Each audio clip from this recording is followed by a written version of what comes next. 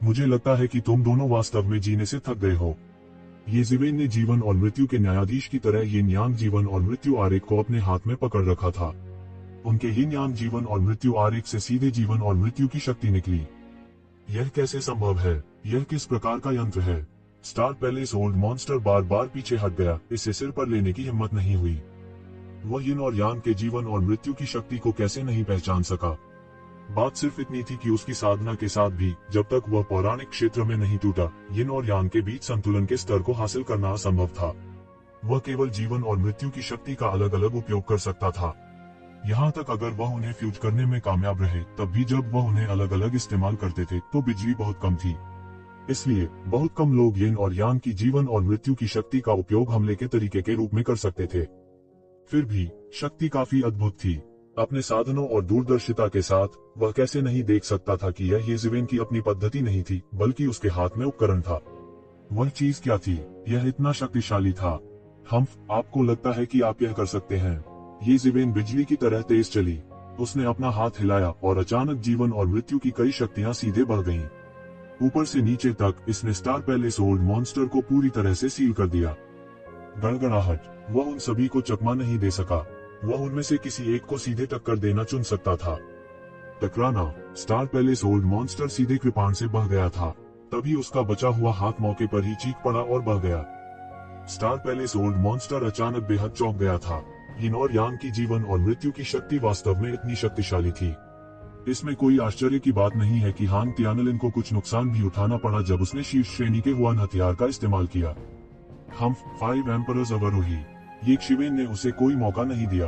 उन्होंने सीधे मौके पर ही एक शक्तिशाली मार्शल आर्ट फिगर को मात दे दी। यह 5 पहाड़ों की तरह था जो स्टार पैलेस ओल्ड मॉन्स्टर की ओर कुचल रहा था। टकराना। स्टार पैलेस ओल्ड मॉन्स्टर चकमा नहीं दे सका और सीधे हिट हो गया।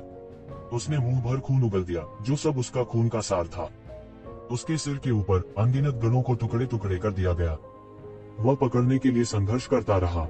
उसका सिर पहले से ही पसीने से लथपथ था। होन तियानलिन, आप कार्रवाई क्यों नहीं कर रहे हैं? क्या आप अन्योन्याश्रित होने के सिद्धांत को नहीं समझते हैं? यह आदमी निर्दयी है। अगर मैं मर जाऊं तो जीने के बारे में मत सोचो। वह लगातार दहाड़ा। ये शिवेन ने उस पर जो दबाव डाला था वह बहुत अधिक था। येज़ेवेन ने उसे लगभग अकेले ही हरा दिया था और उसके पास वापस लड़ने की ताकत नहीं थी। इस समय उसने अचानक कुछ सोचा। मार्शल आर्ट अवतार। यह मार्शल आर्ट अवतार अपने आप में असामान्य था। हालांकि उन्हें स्वर्ग बंजर भूमि हॉल के ऊपरी क्षेत्रों में माना जाता था, उन्होंने पहले कभी मार्शल आर्ट अवतार नहीं देखा था। यह एक मार्शल आर्ट अवतार था जिसे केवल अद्वितीय प्रतिभाएं ही विकसित कर सकती थीं। हालांकि स्वर्ग बंजर भूमि हॉल में केवल कुछ ही लोग थे, विशेष रूप से उनकी उम्र में, जिन्होंने सफलतापूर्वक एक मार्शल आर्ट अवतार की खेती की थी। हालांकि उसने उन सभी को देखा नहीं था, लेकिन उसने उनके बारे में सुना था। हालांकि उन्होंने ऐसी युद्ध तकनीक के बारे में कभी नहीं सुना था। इसके विपरीत वह महान येज़ेवेन के समान ही था। स्वर्ग बंजर भूमि महल और दिव्य संघ के सैकड़ों रहस्यमय क्षेत्र के विशेषज्ञों का वध करने के बाद वह प्रसिद्ध हो गया था। उसके बारे में सब कुछ सबके शोध का विषय बन गया था। उनके 5 सम्राट बहुत स्पष्ट थे। 5 तत्वों की शक्ति को नियंत्रित करना, जो कि एक उच्च स्तरीय कानून की शक्ति थी, ऐसा कुछ नहीं था जो सामान्य लोग कर सकते थे। होन तियानलिन, तेज। यह आदमी येज़ेवेन है। वह येज़ेवेन है जिसे हम पकड़ना चाहते हैं। स्टार पैलेस मास्टर ने जल्दी से चिल्लाया। हांग तियानलिन मूर्ख नहीं था। लगभग तुरंत ही उन्होंने स्टार पैलेस मास्टर के समान ही सोचा। तुरंत ही उसकी आंखों में एक चमक और परमानंद की लहर दौड़ गई। आज उनका भाग्यशाली दिन लग रहा था। येज़ेवेन के अहंकार के कारण स्वर्ग उजाड़ महल ने उसे पकड़ने के लिए आसमान छूती इनाम की पेशकश की थी। यह पुरस्कार न केवल बाहर के लिए था, बल्कि भीतर के लिए भी था। अगर वह येज़ेवेन को पकड़ सकता है, नहीं, भले ही वह दूसरों के आने तक रुका रहे, येज़ेवेन बच नहीं पाएगा। भले ही वह आज एक शिवेन को पकड़ने वाला नहीं होता, फिर भी वह मुख्य योग्यता होता। जब वह समय आया तो क्या वह नहीं प्राप्त कर पाएगा जो वह चाहता था? उसे अब क्या करने की जरूरत थी? समय के लिए रुकना था। जब वे पहुंचे तो पहले से ही बड़ी संख्या में लोग भाग रहे थे। बस इतना था कि वे एक कदम आगे थे। ये शिवेन ने उन दोनों को गहराई से देखा और थोड़ा सा भौहें चढ़ा ली। यह अच्छा नहीं था। अगर पहले लड़ाई न हुई होती तो कोई बात नहीं थी। अधिक से अधिक यह स्वर्ग बंजर भूमि हॉल के विशेषज्ञों के बीच एक आंतरिक लड़ाई होती। हालांकि उसकी पहचान के माध्यम से देखा गया था। अगर दूसरों को पता चल गया तो उसे डर था कि उसे वास्तव में एक अंतहीन खोज का सामना करना पड़ेगा। सबसे महत्वपूर्ण बात यह है कि हेवन वेस्टलैंड हॉल के 2 लेजेंड्रियलम विशेषज्ञ अभी भी उसे लालच से देख रहे थे। वह बिल्कुल आराम करने की हिम्मत कैसे कर सकता था? यदि आप नहीं जानते हैं तो आप अभी भी जीवित रह सकते हैं। दुर्भाग्य से आप सभी जानते हैं। बिना किसी हिचकिचाहट के येज़ेबेल ने अपना मुंह खोला और अचानक एक सांस ली। आकाश को भरने वाली बड़ी संख्या में हुआन कोर सीधे उसके द्वारा निगल लिए गए थे। बूम! उनकी मार्शल शक्ति और मार्शल आर्ट अवतार जो मूल रूप से बहुत अधिक उपभोग कर चुके थे, एक पल में पूरी तरह से भर दिए गए थे। उसकी युद्ध शक्ति एक बार फिर चरम पर पहुंच गई। उसकी ताकत बेहद भयानक स्तर तक चढ़ गई थी। येज़ेबेल, अभी भी बहुत देर नहीं हुई है अगर तुम अब आत्मसमर्पण कर दो। गलती मत करो, यहाँ हम में से बहुत से लोग हैं। तुम्हारे लिए बचना असंभव है। स्टार पैलेस ओल्ड मॉन्स्टर जल्दी से चिल्लाया। जब उन्होंने ऐसा अनुमान लगाया तो वह भी बेहद चौंक गए। उसने कभी उम्मीद नहीं की थी कि येज़ेबेल उनके बीच घुसने की हिम्मत करेगा और यहाँ तक अराजकता का फायदा उठाकर लूटपाट करने की हिम्मत करेगा। दुस्साहसी, बस अवर्णनीय था। ऐसा कुछ करने के लिए कितना साहसी होना चाहिए। हालांकि उन्हें यह भी स्वीकार करना पड़ा कि यह वास्तव में एक बहुत अच्छा विचार था। सबसे खतरनाक जगह सबसे सुरक्षित जगह थी। अगर उसने येज़ेबेल की लड़ने की शैली को नहीं पहचाना होता तो शायद उसने यह नहीं सोचा होता कि येज़ेबेल वास्तव में उनके बीच छिपा हुआ था। बूम! दबा हुआ स्टार पैलेस ओल्ड मॉन्स्टर अचानक चौंक गया। मूल रूप से वह येज़ेबेल के 5 सम्राट वंश के दमन को एक झटके में तोड़ने के लिए गुप्त रूप से ताकत जमा कर रहा था। किसने सोचा होगा कि येज़ेबेल की ताकत वास्तव में जुबान कोर के एक कोर को अवशोषित करने के बाद बढ़ जाएगी। जितनी शक्ति उसने जमा की थी वह तुरंत बिखर गई। अरे नहीं, यह कैसे हो सकता है? धिक्कार है, भाड़ में जाओ! होन त्यानलिन जोर से चिल्लाया। फिर अनगिनत जेन युआन अचानक बह गए और लड़ाई के झंडे के साथ तालमेल बिठाते हुए येज़ेबेल की ओर बढ़ गए। टकराना! इस युद्ध ध्वज को येज़ेबेल ने अपने नंगे हाथों से अवरुद्ध कर दिया था। येज़ेबेल के लिए यह उत्तम हुआन उपकरण कुछ भी नहीं था। यह उसे बिल्कुल प्रभावित नहीं कर सका। यह किसी काम का नहीं। तुम्हारे और मेरे बीच का अंतर बहुत बड़ा है। तुम पहले ही जीवित रहने का सबसे अच्छा मौका चूक चुकी हो। येज़ेबेल ने मंद स्वर में कहा। टकराना! येज़ेबेल ने अचानक जमीन पर पैर रख दिया। एक राक्षसी शक्ति 5 सम्राट वंश से गुजरी और स्टार पैलेस ओल्ड मॉन्स्टर पर गिर गई। Puff! Star palace old monster ने मुंह से खून थूका। वह केवल अपनी दृष्टि को काला होते हुए महसूस कर सकता था। वह बिल्कुल भी टिक नहीं सका। हालांकि उसके बचने का कोई रास्ता नहीं था। वह बिल्कुल नहीं चल सकता था। येज़ेबेल द्वारा उसे पूरी तरह से दबा दिया गया था। मैं विरोध करना चाहता हूँ। मेरे लिए ब्रेक! वह जोर से चिल्लाया। उसके शरीर में रक्तसार पागलपन से जलने लगा। अगर ऐसा ही चलता रहा तो उसकी ताकत बहुत कम हो जाएगी, भले ही वह बच जाए। हालांकि वह इस समय इतनी परवाह नहीं कर सकता था। इस समय वह अंत में समझ गया कि एल्डर हुआन टिंग, जिसका उसने पहले उपहास किया था, गहन मृत्यु क्षेत्र में एक जूनियर के हाथों मर गया था। ऐसा इसलिए नहीं था क्योंकि वह बहुत बेकार था। इसके बजाय यह इसलिए था क्योंकि यह आदमी बहुत भयानक था। वह बस इंसान नहीं था। तुम वापसी करना चाहते हो? सपने देखते रहो। येज़ेबेल ठंडी और निर्मम थी। जब से वे उसकी पहचान जानते थे उसने उन्हें मारने की ठान ली थी। बजना! आकाश में एक चौंकाने वाली तलवार क्यों ही घनीभूत होने लगी। यह पीली नदी की तरह विशाल और शक्तिशाली था। यह एक लंबी तलवार सिद्धांत नदी में संघनित हो गया और सीधे स्टार पैलेस ओल्ड मॉन्स्टर की ओर फिसल गया। टकराना! स्टार पैलेस ओल्ड मॉन्स्टर के पास प्रतिक्रिया करने का समय नहीं था। एक पल में लंबी तलवार से उसका शरीर छिन्न भिन्न हो गया। उसे बेरहमी से जमीन पर पटक दिया गया। 2 बार मरोड़ने के बाद उसने अचानक चलना बंद कर दिया। अच्छा नहीं है, यह आदमी बहुत क्रूर है। होन त्यानलिन ने इस दृश्य को देखा और वह बस डर गया। उसे उम्मीद नहीं थी कि स्टार पैलेस ओल्ड मॉन्स्टर इतनी आसानी से येज़ेबेल द्वारा मारा जाएगा। यह हास्यास्पद रूप से शक्तिशाली था। यह बहुत भयानक था। होन त्यानलिन ने जल्दी से युद्ध का झंडा फहराया। वह फिर प्रकाश की किरण में बदल गया और मुख्य हॉल से बाहर उड़ गया। वह बचना चाहता था। उसने इस समय येज़ेबेल को पकड़ने की परवाह नहीं की। वह पहले अपनी जान बचाना चाहता था। उस समय वह निश्चित रूप से पहली मेधावी सेवा होगी। हालांकि अगर वह जीवित नहीं रह सका तो यह वास्तव में दयनीय होगा।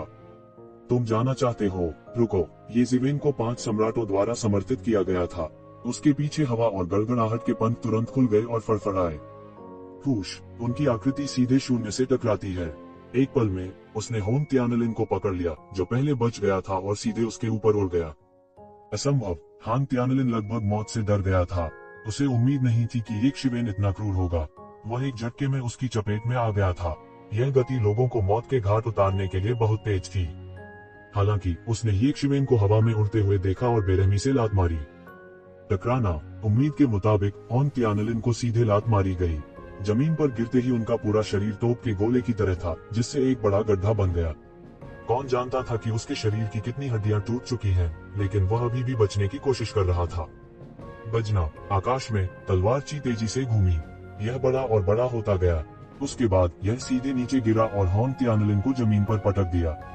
उनकी दिव्य आत्मा तुरंत नष्ट हो गई थी। वह धीरे से सहम गया। उसने केवल यह महसूस किया कि उसके पूरे शरीर की ताकत तेजी से खत्म हो रही थी। उन्होंने स्पष्ट रूप से देखा कि इस समय हॉल के प्रवेश द्वार पर पहले से ही 1 दर्जन से अधिक छायाएं दिखाई दे रही थीं। वे शुद्धिकरण थे जिनकी वह अपेक्षा कर रहा था। हालांकि यह अफसोस की बात थी कि वे बहुत देर से आए थे। वह उसने अपना मुंह खोल दिया। हालांकि उन्होंने कुछ नहीं कहा। वह पूरी तरह से मर गया। जो लोग अभी अभी आए थे वे इस समय थोड़े हक्का बक्का रह गए। हालांकि उनके लिए धन के लिए लड़ना आम बात थी, लेकिन यह पहली बार था जब उन्होंने इस तरह का नरसंहार देखा था। दूसरे शब्दों में, भले ही वे एक दूसरे को मारना चाहें, वे इसे एकांत स्थान पर करेंगे। उन्होंने ऐसा खुला और सती नरसंहार कभी नहीं देखा था। गहरे मृत्यु चरण के विशेषज्ञ किसी भी गुट की मुख्य ताकत थे। उचित कारण के बिना उन्हें निश्चित रूप से बिना किसी कारण के एक दूसरे को मारने की अनुमति नहीं दी जाएगी। हालांकि उन्होंने अभी क्या देखा था? 2 दिवंगत गहन मृत्यु चरण के विशेषज्ञ एक ही सांस में मर गए थे। इसके अलावा वे अपने शत्रुओं के हाथों नहीं मरे। इसके बजाय वे अपने ही लोगों के हाथों मारे गए। एक बार यह खबर फैल गई तो कोई भी कल्पना कर सकता है कि इससे किस तरह का हंगामा होगा। क्या यह व्यक्ति पागल था? भले ही यह जुबानखोर के लिए लड़ने के लिए ही क्यों न हो, उसे इतना क्रूर नहीं होना चाहिए। सभी को लगा जैसे उनका दिमाग क्रैश हो गया है। एक पल के लिए वे प्रतिक्रिया नहीं कर पाए। ये शिवेन को इस बात की परवाह नहीं थी कि वे क्या सोच रहे हैं। उन दोनों से सारी दौलत लूटने के बाद उसने त्यानेवान मिरर को नियंत्रित करना शुरू कर दिया और उन हुआनकोर को लगातार इकट्ठा करना शुरू कर दिया। पलक झपकते ही 1 लाख से अधिक हुआनकोर उसके बैग में घुस गए थे। इस समय उन लोगों ने आखिरकार प्रतिक्रिया व्यक्त की। हुआनकोर का यह अंतहीन समुद्र उन तीनों के बीच इस तरह के तीव्र संघर्ष का मूल कारण था। जुबानखोर का अंतहीन समुद्र एक अतुलनीय रूप से बड़ी मात्रा में धन था, जिससे उनकी आंखें लाल हो गईं। हालांकि जब उन्होंने 2 लाशों को जमीन पर देखा जो अभी तक ठंडी नहीं हुई थी, तो वे तुरंत शांत हो गए। क्या मजाक! अगर 2 लाशें नहीं होती तो उनमें एक शिवेन से लड़ने की हिम्मत होती। जैसा कि कहा जाता है, कानून जनता को दंडित नहीं करता है। इसके अलावा वे एक ही संप्रदाय के शिष्य थे। यह मारे जाने की हद तक नहीं था। हालांकि जब उन्होंने उन 2 लाशों को देखा जो अभी तक ठंडी नहीं हुई थी, तो उन्होंने तुरंत महसूस किया कि उनकी रीढ़ में ठंडक दौड़ रही है और वे होश में आ गए। क्या मजाक! यह व्यक्ति गंभीर था। बहुत सारे लोग चुपके से इस आदमी को कोस रहे थे जो अपने लिए सब कुछ हक करना चाहता था। वह अब इतना अहंकारी हो सकता है। एक बार जब वह उच्च अधिकारी द्वारा खोज लिया गया तो वह केवल मृत्यु की प्रतीक्षा कर रहा होगा। 2 दिवंगत गहन मृत्यु अवस्था के विशेषज्ञों की हत्या का अपराध कुछ ऐसा नहीं था जिसे आसानी से बुलाया जा सके। ये शिवेन ने उन पर एक नजर डाली। वह कैसे नहीं जान सकता था कि ये लोग क्या सोच रहे थे। यदि वह वास्तव में हेवन वेस्टलैंड पैलेस का सदस्य होता तो वह शायद उन्हें चुप कराने के तरीकों के बारे में सोच रहा होता। चूंकि वह उनमें से 2 को पहले ही मार चुका था, इसलिए इससे कोई फर्क नहीं पड़ता कि वह थोड़ा और मारता। हालांकि वह स्वर्ग बंजर भूमि हॉल का विशेषज्ञ नहीं था। इस समय उनके पास उनकी परवाह करने का समय नहीं था। करने के लिए सही काम यह था कि सभी जुबानखोर को जल्दी से इकट्ठा किया जाए और छोड़ दिया जाए। इन लोगों ने देखा कि एक शिवेन का इरादा उन्हें मारने का नहीं था, इसलिए उन्होंने अनिच्छा से राहत महसूस की। उन्हें यह भी डर था कि एक शिवेन अचानक पागल हो जाएगी और उन्हें मार डालेगी। शुरुआती ईर्ष्या का अनुभव करने के बाद उन्हें भी इस तरह की चिंताएं होने लगी। उन्हें डर था कि एक शिवेन उन्हें चुप कराने के लिए उन्हें मार डालेगी। उस समय वह दोषारोपण कर सकता था और कह सकता था कि उसे प्राचीन पूर्वज धर्म के लोगों ने मार डाला था। उन्हें इस बारे में ज्यादा सोचने की जरूरत नहीं थी। अगर वे होते तो निश्चित रूप से ऐसा ही करते। आखिरकार स्वर्ग बंजर भूमि हॉल के उच्च अधिकारी द्वारा दंडित किया जाना किसी की हत्या करने से कहीं अधिक भयानक था। लेकिन किसी भी मामले में उन्होंने उससे संपर्क करने की हिम्मत नहीं की और केवल उसे घूरते रहे, क्योंकि उसने हुआन डांस के सागर को थोड़ा थोड़ा करके इकट्ठा किया। मारना, मारना, मारना। बाहर से जोर जोर से युद्ध की आहट सुनाई दे रही थी। यह एक ध्वनि तरंग की तरह थी जो हलकों में फैल रही थी। ये जिवेन का चेहरा बदल गया। यह दाव सोल्जर ग्रुप का घेराव था। इतनी तेजी, प्राचीन पूर्वज धर्म की पराजय की गति उसकी सोच से भी तेज थी। ऐसा लग रहा था कि उसके लिए ज्यादा समय नहीं बचा है। लेकिन अब तक वह जुबानखोर के आधे से भी कम लेने में कामयाब रहा था, जो कि 50 मिलियन जुबानखोर था। उसके लिए यह वास्तव में बहुत बड़ी संपत्ति थी, लेकिन यह केवल तभी था जब उसके पास तुलना करने के लिए करोड़ों हुआन करोड़ न हो। उसने केवल यिन यांग जीवन और मृत्यु आरेख और त्यानयुवान दर्पण को खोला और जुबान कोर को इकट्ठा करता रहा। हॉल के बाहर हेवन वेस्टलैंड हॉल के विशेषज्ञ सभी हक्का बक्का रह गए। उनकी आंखें हुआन कोर से चिपकी हुई थीं और वे लगभग लार टपका रहे थे।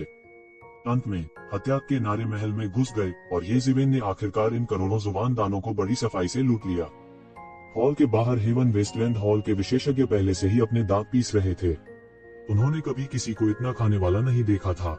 वे मन ही मन कोसते रहे, समय आने पर मैं तुम्हें ब्याज समेत उगलवाऊंगा। इस समय ये जिवेन के सभी जुबान को एकत्र करने के बाद उसकी अब और रुकने की हिम्मत नहीं हुई।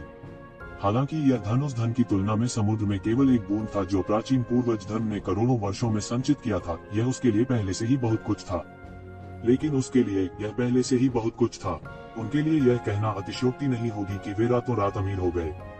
हालांकि वह अभी भी थोड़ा अनिच्छुक था। वह यह भी जानता था कि वह लालची नहीं बना रह सकता, अन्यथा वह अपनी जान गंवा देगा। पहले क्या होन त्यानलिन और जिंग चेन दोरेन ने अपनी जान नहीं गंवाई थी क्योंकि वे बहुत लालची थे और स्थिति को नहीं समझते थे। इसने उसे पूरी तरह से प्रभावित किया, जिससे वह उन्हें मारने के लिए मजबूर हो गया। स्विश, उसने बस जगह को अलग कर दिया और एक फ्लैश के साथ वह सीधे महल से बाहर चला गया। उस प्रहार से यहाँ के महल का अंतरिक्ष निर्माण पहले ही पूरी तरह से नष्ट हो चुका था, अन्यथा वह अंतरिक्ष को पार करने और सीधे भागने में सक्षम नहीं होता। जब वे सीधे बाहर आए तो उन्होंने देखा कि पूरे युद्ध क्षेत्र का परिणाम तय हो गया लगता है। उनके नेता की मृत्यु के साथ प्राचीन पूर्वज धर्म की पूरी स्थिति पूरी तरह से एक तरफा हो गई थी। दाव सैनिक अपने अंतिम प्रतिरोध को पूरा करने के लिए पहले ही प्राचीन पूर्वज महाद्वीप की गहराई में पीछे हट गए थे, और आकाश में स्वर्ग बंजर भूमि हॉल के दाव सैनिक और सभी पक्षों के विशेषज्ञ हर जगह थे। उच्चतम बिंदु पर एक अतुलनीय विशाल लाश तैर रही थी। यह प्राचीन पूर्वज धर्म के नेता थे। अब जीवन की कोई सांस नहीं थी। हालांकि शरीर के चारों ओर के कानून अभी भी बहुत जोरदार और जीवन थे, ये जिवेन देख सकते थे कि नेता वास्तव में मर चुका था। स्वर्ग बंजर भूमि युद्ध अमर प्राचीन पूर्वज धर्म के नेता पर कानूनों को तोड़ने और फिर उसे अपनी जेब में लेने की कोशिश कर रहा था। भले ही यह केवल एक व्यक्ति का भौतिक शरीर था जिसने मिथक क्षेत्र में साधना की थी, फिर भी यह एक सर्वोच्च खजाना था। कठपुतलियों में ऐसे अस्तित्व को परिष्कृत करने के लिए कुछ मनहूस तकनीकों का भी इस्तेमाल किया जा सकता है। गॉड मिथ कठपुतली होना किसी के लिए भी एक अमूल्य संपत्ति होगी, और दूसरा मिथ रियल फिगर यहाँ नहीं था। ऐसा लग रहा था कि वह चला गया है, लेकिन यह वाजिब भी था। अब जब प्राचीन पूर्वज धर्म खो गया था तो किले को धारण करने के लिए 2 मिथक क्षेत्र के आंकड़ों की आवश्यकता नहीं थी। इन मिथरल प्रतिभाओं की बर्बादी बहुत अधिक होगी। अचानक येमो की आवाज अचानक उसके दिमाग में प्रकट हुई। ये सिवेन, चुपचाप ऊपर जाओ और प्राचीन पूर्वज धर्म के नेता के शरीर को जब्त करने का एक तरीका सोचो।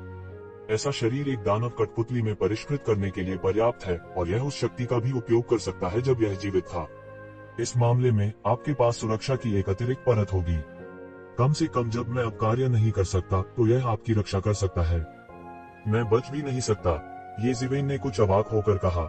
मिथक क्षेत्र विशेषज्ञ की आंखों के नीचे एक मिथक क्षेत्र विशेषज्ञ के शरीर को जब्त करने की हिम्मत, बस इसके बारे में सोचना बहुत ही पागल था। लेकिन अगर वह वास्तव में शरीर को अपने कब्जे में ले सकता था तो स्वाभाविक रूप से वह येमो के कहे बिना इसके लाभों को जानता था। हर जाति और हर संप्रदाय में कमोबेश इस तरह की कठपुतली शोधन तकनीक थी, और येमो ने जो तकनीक दी वह निस्संदेह सबसे उन्नत थी। यह अपने जन्म से पहले की ताकत का भी उपयोग कर सकता था, जो बहुत ही भयानक था, क्योंकि एक साधारण कठपुतली के लिए पैदा होने से पहले की ताकत का इस्तेमाल करना बहुत मुश्किल था। यह मात्रा से जीतने के अलावा और कुछ नहीं था। तो जब आप करीब आ जाते हैं तो तुरंत एक एस्केप फॉर्मेशन बनाएं, और जब आप सफल हो जाएं तो तुरंत बच जाएं, येमो ने कहा। लेकिन फिर भी मैं बिल्कुल भी नहीं बच सकता। ये जिवेन इस बारे में बहुत स्पष्ट थी कि एक मिथक क्षेत्र विशेषज्ञ कितना भयानक होता है। उसे डर था कि इससे पहले कि वह जगह को तोड़ सके, उसे सीधे मौके पर ही मौत के घाट उतार दिया जाएगा। अगर किसी और ने उससे यह कहा तो उसे डर था कि वह परवाह भी नहीं करेगा, लेकिन यह विचार स्वाभाविक रूप से येमो के विचार से अलग था। वह येमो के स्पष्टीकरण की प्रतीक्षा कर रहा था। मुझे पता है, लेकिन अगर वह कुछ करना चाहता है तो मैं भी कर सकता हूँ। क्या आप यह कर सकते हैं? मुझे मत बताओ कि तुम पहले से ही अंधेरे के भगवान के शरीर को नियंत्रित कर सकते हो, ये जिवेन ने आश्चर्य से कहा। अगर ऐसा होता तो उसे डरने की कोई बात नहीं थी। अंधकार के देवता का शरीर भी एक ईश्वर के स्तर का था। नियंत्रण के बाद भी वह केवल शरीर की शक्ति का प्रयोग कर सकता था, जो कि सामान्य मिथक क्षेत्र के विशेषज्ञों से कहीं बेहतर था। उसकी रक्षा के लिए यह पर्याप्त से अधिक था। अभी तक नहीं, मैंने उस भावना को पूरी तरह से वश में नहीं किया है, लेकिन मैं इसे महत्वपूर्ण क्षण में बलपूर्वक सक्रिय कर सकता हूँ। हालांकि यह केवल एक पल के लिए है, यह तुम्हारे बचने के लिए काफी है, येमो ने निश्चितता के साथ कहा।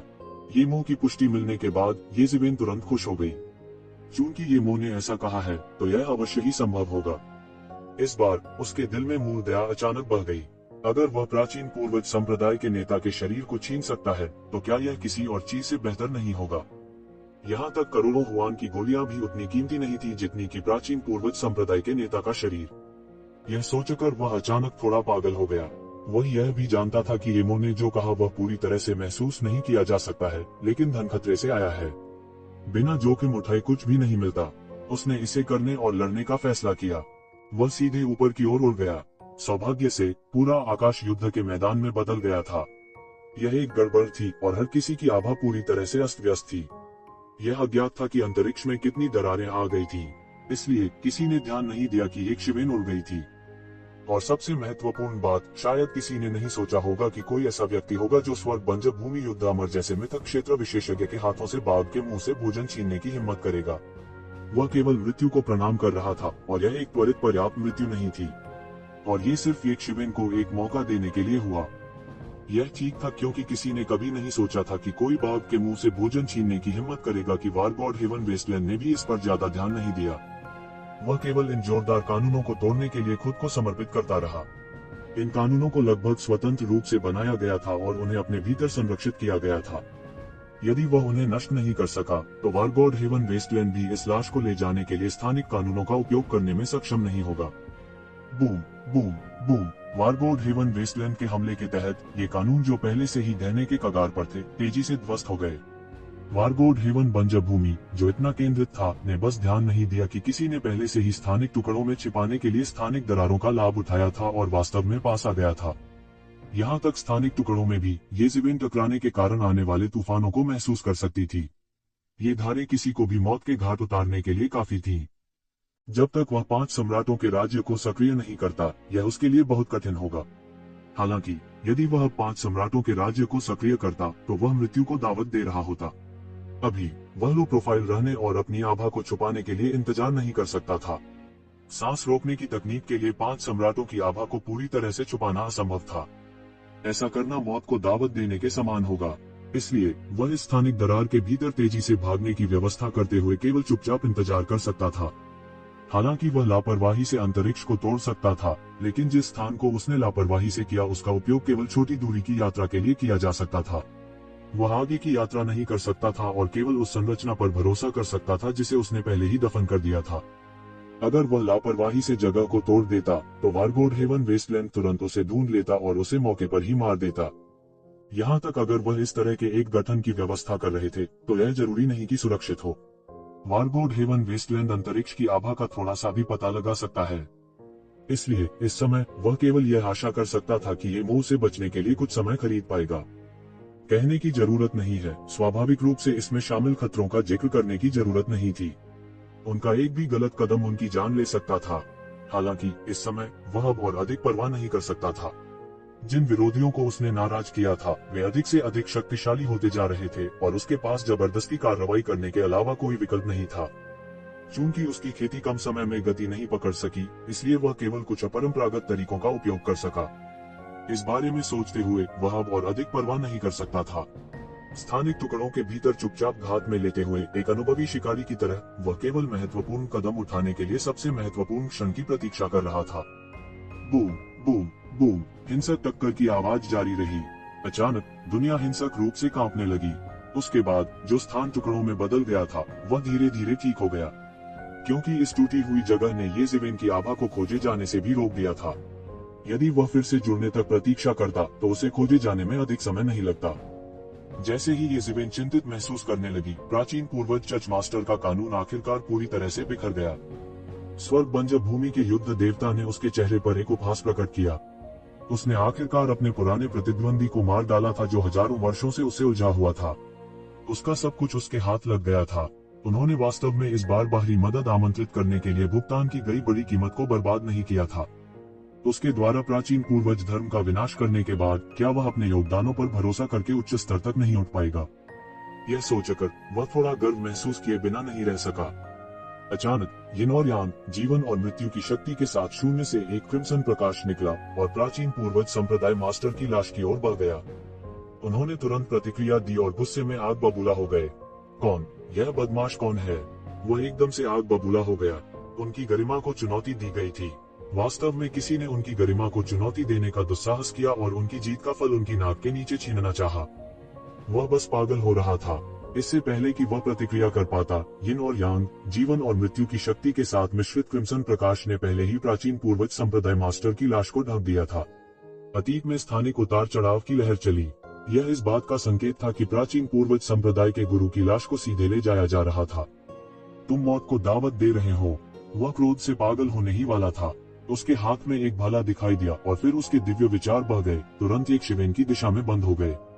एक धमाके के साथ भाला एक शक्तिशाली नदी की तरह था, जो समय की नदी को चीरता हुआ शाश्वत आघात का स्वागत करता था। फूश! भाला बह गया और येज़ेवेन ने अचानक महसूस किया कि एक चौंकाने वाली तीक्ष्णता ने उसे जकड़ लिया है। उसे केवल एक ही अनुभूति हो रही थी और वह यह थी कि उसका सिर फट जाएगा। उसे लग रहा था कि उसका सिर फट जाएगा। उसे अभी तक चोट नहीं लगी थी, लेकिन उसे पहले से ही इतना भयानक एहसास था। ये मोह, हमला। उसने अपने दांत पीस लिए, इस भावना को स्थिर किया और फिर दहाड़ा। उसी समय उसने तेजी से जटिल हाथ की मुहरों की एक श्रृंखला बनाई और उसके सामने का अंतरिक्ष गठन भी गड़गड़ाहट और संचालन करने लगा। उसके भीतर एक पागल शक्ति काम कर रही थी। बूम! एक अतुलनीय तेज गर्जना सुनाई दी। उस महत्वपूर्ण क्षण में एक राक्षसी पंजा आकाश से उतरा। थोड़ा सा भी राक्षसी आभा नहीं थी और कोई उतार चढ़ाव भी नहीं था। यह सिर्फ एक बहुत ही साधारण शैतानी पंजा था। यह शून्य के माध्यम से बंद हो गया और फिर भाले से टकरा गया। भाले पर भयानक शक्ति उसके हाथ में हिंसक रूप से फट गई और एक असीम ऊर्जा तूफान बेतहाशा बह गया। हालांकि यह सब मौके पर ही राक्षसी पंजे द्वारा अवरुद्ध कर दिया गया था और थोड़ी सी भी लहर को सेट नहीं किया जा सकता था। एक झटके से सब कुछ शून्य में बदल गया। यह क्या है? युद्ध अमर स्वर्ग बंजर भूमि दंग रह गया। शायद उसने कभी नहीं सोचा था कि उसे कोई रोकेगा। उन्होंने स्पष्ट रूप से एक कमजोर अस्तित्व को स्कैन करने के लिए अपने दिव्य विचारों का उपयोग किया था और अधिक से अधिक एक गहन मृत्यु क्षेत्र विशेषज्ञ। इतनी शक्तिशाली और भयानक दानव जाति कैसे शामिल हो सकती है? वह दानव जाति के बारे में कैसे नहीं जान सकता था? उन्होंने कई संप्रभु सम्राट, अनगिनत दानव भगवान पैदा किए थे और एक शक्तिशाली जाति थी जो बेहद गौरवशाली थी। बस इतना ही था कि वह नहीं जानता था कि वर्तमान दानव जाति के बीच इतनी शक्तिशाली राक्षस जाति थी। यह सबसे भयानक था कि वह वास्तव में अपने भौतिक शरीर का उपयोग एक हमले को प्राप्त करने के लिए कर सकता था जिसमें उसका गुस्सा था। वह बहुत स्पष्ट था कि यदि एक साधारण लीजेंड रियलम विशेषज्ञ इस हमले को अपने हाथों से स्वीकार करने का साहस करता है, तो वे अपने हाथों और शरीर के सीधे टुकड़े टुकड़े होने की प्रतीक्षा कर रहे होंगे। यहाँ तक कि शारीरिक शक्ति में उत्कृष्ट दौड़ भी इस तरह के हमले का सामना करने की हिम्मत नहीं करेगी। क्या यह रसातल दानव भगवान हो सकता है? उसके दिमाग में एक नाम कौंध गया। दानव जाति का यह लेजेंड रियलम विशेषज्ञ हाल के वर्षों में उनके घेरे में धूमकेतु की तरह उभरा था। नहीं, यह कहा जाना चाहिए कि वह पुनर्जीवित हो गया था।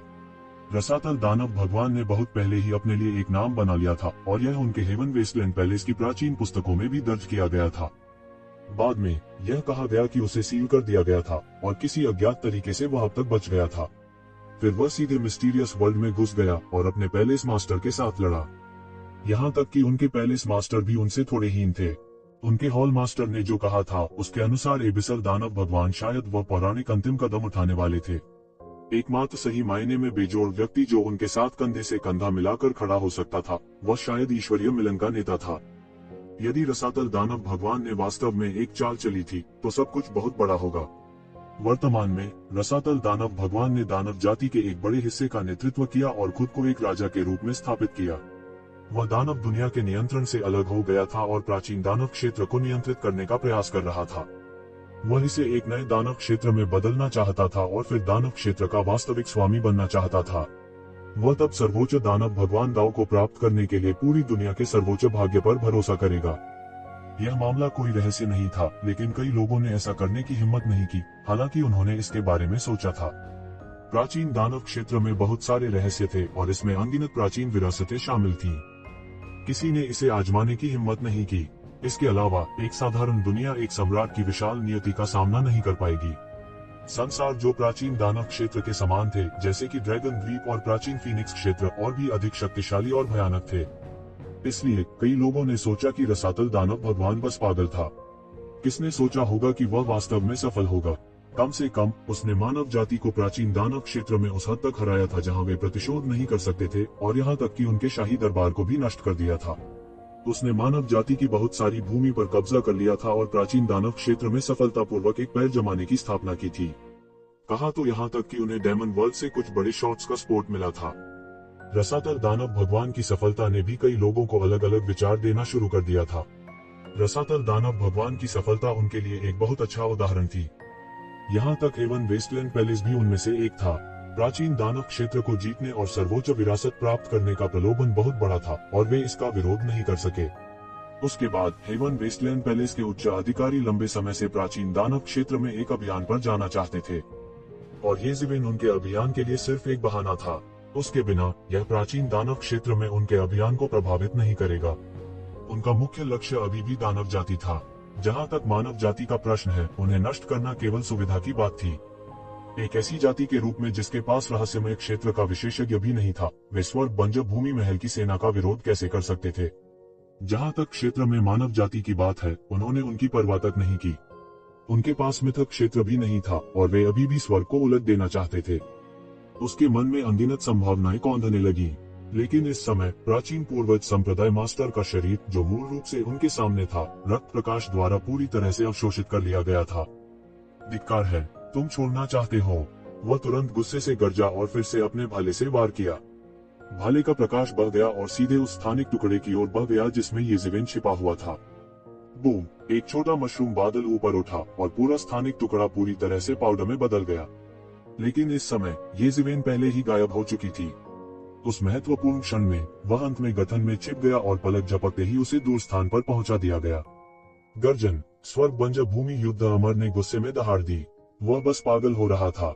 उसकी अपनी आंखों के नीचे युद्ध की उसकी सबसे बड़ी लूट छीन ली गई थी, जो उसके चेहरे पर एक बड़ा तमाचा मारने के बराबर था। उनकी उग्र गर्जना पूरे ब्रह्मांड में दूर तक गूंज उठी। जोश! जब ये ज़िवेन फिर से प्रकट हुआ, वह पहले से ही एक दूर स्थान पर था। एक नजर में यह एक जंगल था। वह नहीं जानता था कि वह कहाँ प्रकट हुआ था। ऐसी परिस्थितियों में वह केवल एक गैर दिशात्मक प्रसारण की व्यवस्था कर सकता था। वह मदद नहीं कर सका, लेकिन राहत की सांस ली। वह आखिरकार पीछा करने से बच गया था। अभी की स्थिति बहुत खतरनाक थी। यदि वह एक कदम धीमा होता तो वह स्वर्ग बंजर भूमि युद्ध अमर के हाथों मर जाता। ये मुंह उसके लिए हमलों की अगली लहर को रोकने में सक्षम नहीं होता। वह पहले ही तियानेवान मिरर में घुस चुका था।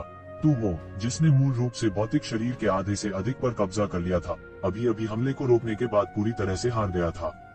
उसने दोनों के भौतिक शरीर के केवल 20% हिस्से पर कब्जा कर लिया था। यह लगभग कहा जा सकता है कि भौतिक शरीर का नियंत्रण मूल आत्मा द्वारा जब्त कर लिया गया था। यदि यह सील शब्द और प्राचीन ईश्वरीय शास्त्र के संयुक्त दमन के लिए नहीं होता, तो मूल आत्मा जिसने भौतिक शरीर के अधिकांश भाग को नियंत्रित किया होता, उठती और अराजकता पैदा करती। उस समय तक पूरा तियानेवान मिरर नष्ट हो चुका होगा। एक देवता स्तर के भौतिक शरीर के एक लाश में बदलने और अराजकता पैदा करने का विचार अतुलनीय रूप से भयानक था। इसके अलावा भौतिक शरीर के लिए इस तरह की लड़ाई में अधिक लाभ वाली पार्टी को लगातार बढ़ाया जाएगा। जो पार्टी नुकसान में थी, उसका विरोध करना और भी मुश्किल हो जाएगा। शुरू में तो उसे फायदा हो गया था, लेकिन अब वह पूरी तरह से शून्य में बदल गया था। अगर वह फिर से अंधेरे के भगवान के भौतिक शरीर को नियंत्रित करना चाहता था, तो कौन जानता था कि उसे सफल होने में कितना समय लगेगा। इसलिए उन्होंने सीधे तौर पर इस प्रक्रिया में लंबे समय तक देरी की थी। प्राचीन पूर्वज धर्म गुरु के भौतिक शरीर को प्राप्त करने के लिए उन्होंने जो कीमत चुकाई थी, उसे छोटा नहीं कहा जा सकता। मूल रूप से भौतिक शरीर को नियंत्रित करने की हेमो की क्षमता के आधार पर उसने जो कई योजनाएं बनाई थी, उनमें से कई का उपयोग नहीं किया जा सका। हालांकि कीमत कितनी भी बड़ी क्यों न हो, परिणाम अंततः अच्छा था। हालांकि यह प्रक्रिया थोड़ी रोमांचक थी, सामान्य तौर पर यह अभी भी इसके लायक थी। ये ज़िवेन, अब मैं तुम्हें दुष्ट शैतान कठपुतली महान तकनीक का एक सेट सिखाऊंगा। महान तकनीक का यह सेट शैतान जाति के सर्वोच्च अस्तित्व से संबंधित हुआ करता था। बाद में यह मेरे स्वामी के हाथों में पड़ गया। अब मैं तुम्हें सिखाऊंगा। एक बार जब आप इसे परिष्कृत कर लेते हैं, तो आप काफी मात्रा में युद्ध की बुद्धि प्राप्त कर लेंगे। जितना अधिक आप इसे परिष्कृत करेंगे, आपकी युद्ध बुद्धि उतनी ही अधिक होगी। यहाँ तक आप अपने पैदा होने से पहले ही अपने युद्ध कौशल की पूरी शक्ति का उपयोग करने में सक्षम होंगे। आपके पास एक अविश्वसनीय रूप से शक्तिशाली अंगरक्षक होगा। मैं लंबे समय तक आप पर ध्यान देने के लिए कोई समय नहीं निकाल पाऊंगा। मैं केवल अंधकार के देवता के शरीर को परिष्कृत करने पर ध्यान केंद्रित कर सकता हूँ। इसलिए मैं आपकी कुछ भी मदद नहीं कर पाऊंगा। आपको खुद पर भरोसा करना होगा। यदि कोई मिथक क्षेत्र विशेषज्ञ हस्तक्षेप करता है तो वे आपकी रक्षा करने में सक्षम होंगे। उद्धरण चिन्ह। ये ज़िवेन ने सिर हिलाया। वह अच्छी तरह समझ गया था कि इस शरीर के लिए लड़ने के लिए उसे यही कीमत चुकानी पड़ी थी। दुनिया में कोई मुफ्त लंच नहीं था। एक को कीमत चुकानी पड़ी। हालांकि यह प्राचीन पूर्वज संप्रदाय के नेता मर चुके हैं। आखिरकार वे पोवान क्षेत्र के 5वें स्तर पर एक व्यक्ति थे। आपकी वर्तमान स्थिति के लिए उसे पूरी तरह से परिष्कृत करना अभी भी असंभव है, येमो ने कहा। ये ज़िवेन ने सिर हिलाया। तथाकथित किंवदंती क्षेत्र केवल उन लोगों द्वारा इस्तेमाल किया जाने वाला शब्द था जो इसे नहीं समझते थे। अपनी उपलब्धियों और महापुरुषों के कारण वे महापुरुषों में महापुरुषों की तरह थे। इसीलिए इसे लेजेंड रियल्म कहा जाता था। गॉडमिथ लेवल का असली नाम पावो लेवल था। पावो क्या था? इसका मतलब यह था कि कोई व्यक्ति सभी असत्यों को भेद सकता है और स्वयं जीवन के वास्तविक स्वरूप को देख सकता है। केवल उस प्रक्रिया से गुजरकर ही कोई वास्तव में सब कुछ पार कर सकता है और वास्तव में अचूक होने के पौराणिक स्तर तक पहुंच सकता है। पोवान क्षेत्र को भी 9 लोकों 9 स्वर्गों में विभाजित किया गया था और पोवान क्षेत्र के 9 स्वर्गों के ऊपर वास्तविक पौराणिक देवताओं का क्षेत्र था। वह एक और क्षेत्र था। पोवान क्षेत्र के 5वें स्तर को लगभग पोवान क्षेत्र में मध्य स्तर के विशेषज्ञ के रूप में माना जा सकता है। ऐसा विशेषज्ञ विरले ही होता था। यह कोई आश्चर्य की बात नहीं थी कि प्राचीन पूर्वज संप्रदाय अनगिनत वर्षों तक स्वर्ग बंज भूमि महल जैसे विशाल का विरोध करने में सक्षम था। वास्तव में उनका एक विशेष आधार था। उस मामले में स्वर्ग बंज भूमि युद्ध भगवान शायद पोवान क्षेत्र या उससे ऊपर के 5वें स्तर पर था। इसके अलावा जिस अस्तित्व ने प्राचीन पूर्वज संप्रदाय के नेता को उस क्षण गंभीर रूप से घायल कर दिया था, वह शायद इस दायरे से कम नहीं था। हेवन वेस्टलैंड पैलेस ने जिन 2 महान शख्सियतों को लापरवाही से हड़प लिया था, वे पहले से ही इतनी शक्तिशाली थीं। इससे येक्षिवेन पर काफी दबाव था। इस तरह के एक विशाल की तुलना में जो भगवान के लिए अस्तित्व में था, न जाने पोवान क्षेत्र में कितने शक्तिशाली अस्तित्व थे। अन्यथा वे स्वर्ग बंज भूमि महल के विस्तार को अनगिनत वर्षों तक बिना घटाए बनाए रखने में सक्षम नहीं होते। हेवन वेस्टलैंड पैलेस की अभियान सेना भी थी।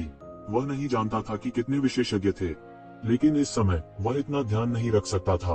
अब उसे क्या करना चाहिए कि वह अपनी ताकत बढ़ाने के सभी तरीकों के बारे में सोचे।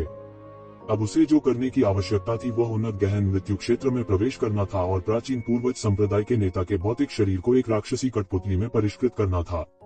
वह खुद को मजबूत बनाने के सभी तरीकों के बारे में सोचना चाहता था। सौभाग्य से उसने अराजकता में करोड़ों जुबान को लूट लिए थे, जिसने उसे अचानक अमीर बना दिया था। अन्यथा प्राचीन पूर्वज संप्रदाय के नेता के भौतिक शरीर को परिष्कृत करना असंभव होता। पर्याप्त धन के बिना वह इसका समर्थन बिल्कुल नहीं कर सकता था। बिना किसी हिचकिचाहट के उन्होंने एक सुरक्षित और दुर्गम स्थान पाया और एकांत में खेती करना शुरू कर दिया। उसने पहले बड़ी संख्या में जुबान कोर को जलाया और उन्हें रहस्यमयी जगह में डाल दिया। उसके पास इतना समय नहीं था कि वह अर्थफेन राक्षसी कठपुतली तकनीक को समझ सके। उन्हें थोड़े समय में इसमें महारत हासिल करनी थी। जैसे ही वह दिन ब दिन एकांत में खेती करता गया, वैसे ही समय बीतता गया जैसे एक सफेद घोड़ा एक दरार से चमकता है। पलक झपकते ही 5 साल पलक झपकते बीत गए। पूरी गहरी दुनिया के लिए 5 साल समुद्र में एक बूंद के बराबर थे। लेकिन क्योंकि यह इस समय था, बहुत सी चीजें एक साथ हुई।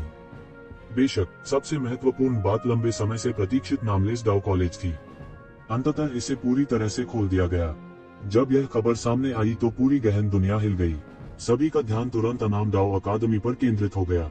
नामलेस डाउ कॉलेज के खुलने के साथ ही 10 साल तक चली क्रूर यात्रा और प्रशिक्षण को आखिरकार मुक्ति मिल गई। अब जीनियस जिनके पास अभी भी एक स्थान टोकन था, उन्हें अब घर छोड़ने पर घात लगाए जाने की चिंता नहीं करनी थी। वे अब बेनाम डाउ कॉलेज के आधिकारिक शिष्य थे। अगर कोई ताकत उन पर हमला करना चाहती है तो वे गुमनाम डाउ अकादमी की गरिमा को चुनौती दे रहे होंगे। किसी ताकत में ऐसा करने की हिम्मत नहीं थी। वे आखिरकार राहत की सांस ले सकते थे। ड्रैगन गेट के ऊपर से मुड़कर छलांग लगाने वाली काप ठीक उनके सामने थी। 10 वर्षों की लड़ाई में कोटा टोकन पहले ही अनगिनत बार हाथ बदल चुके थे।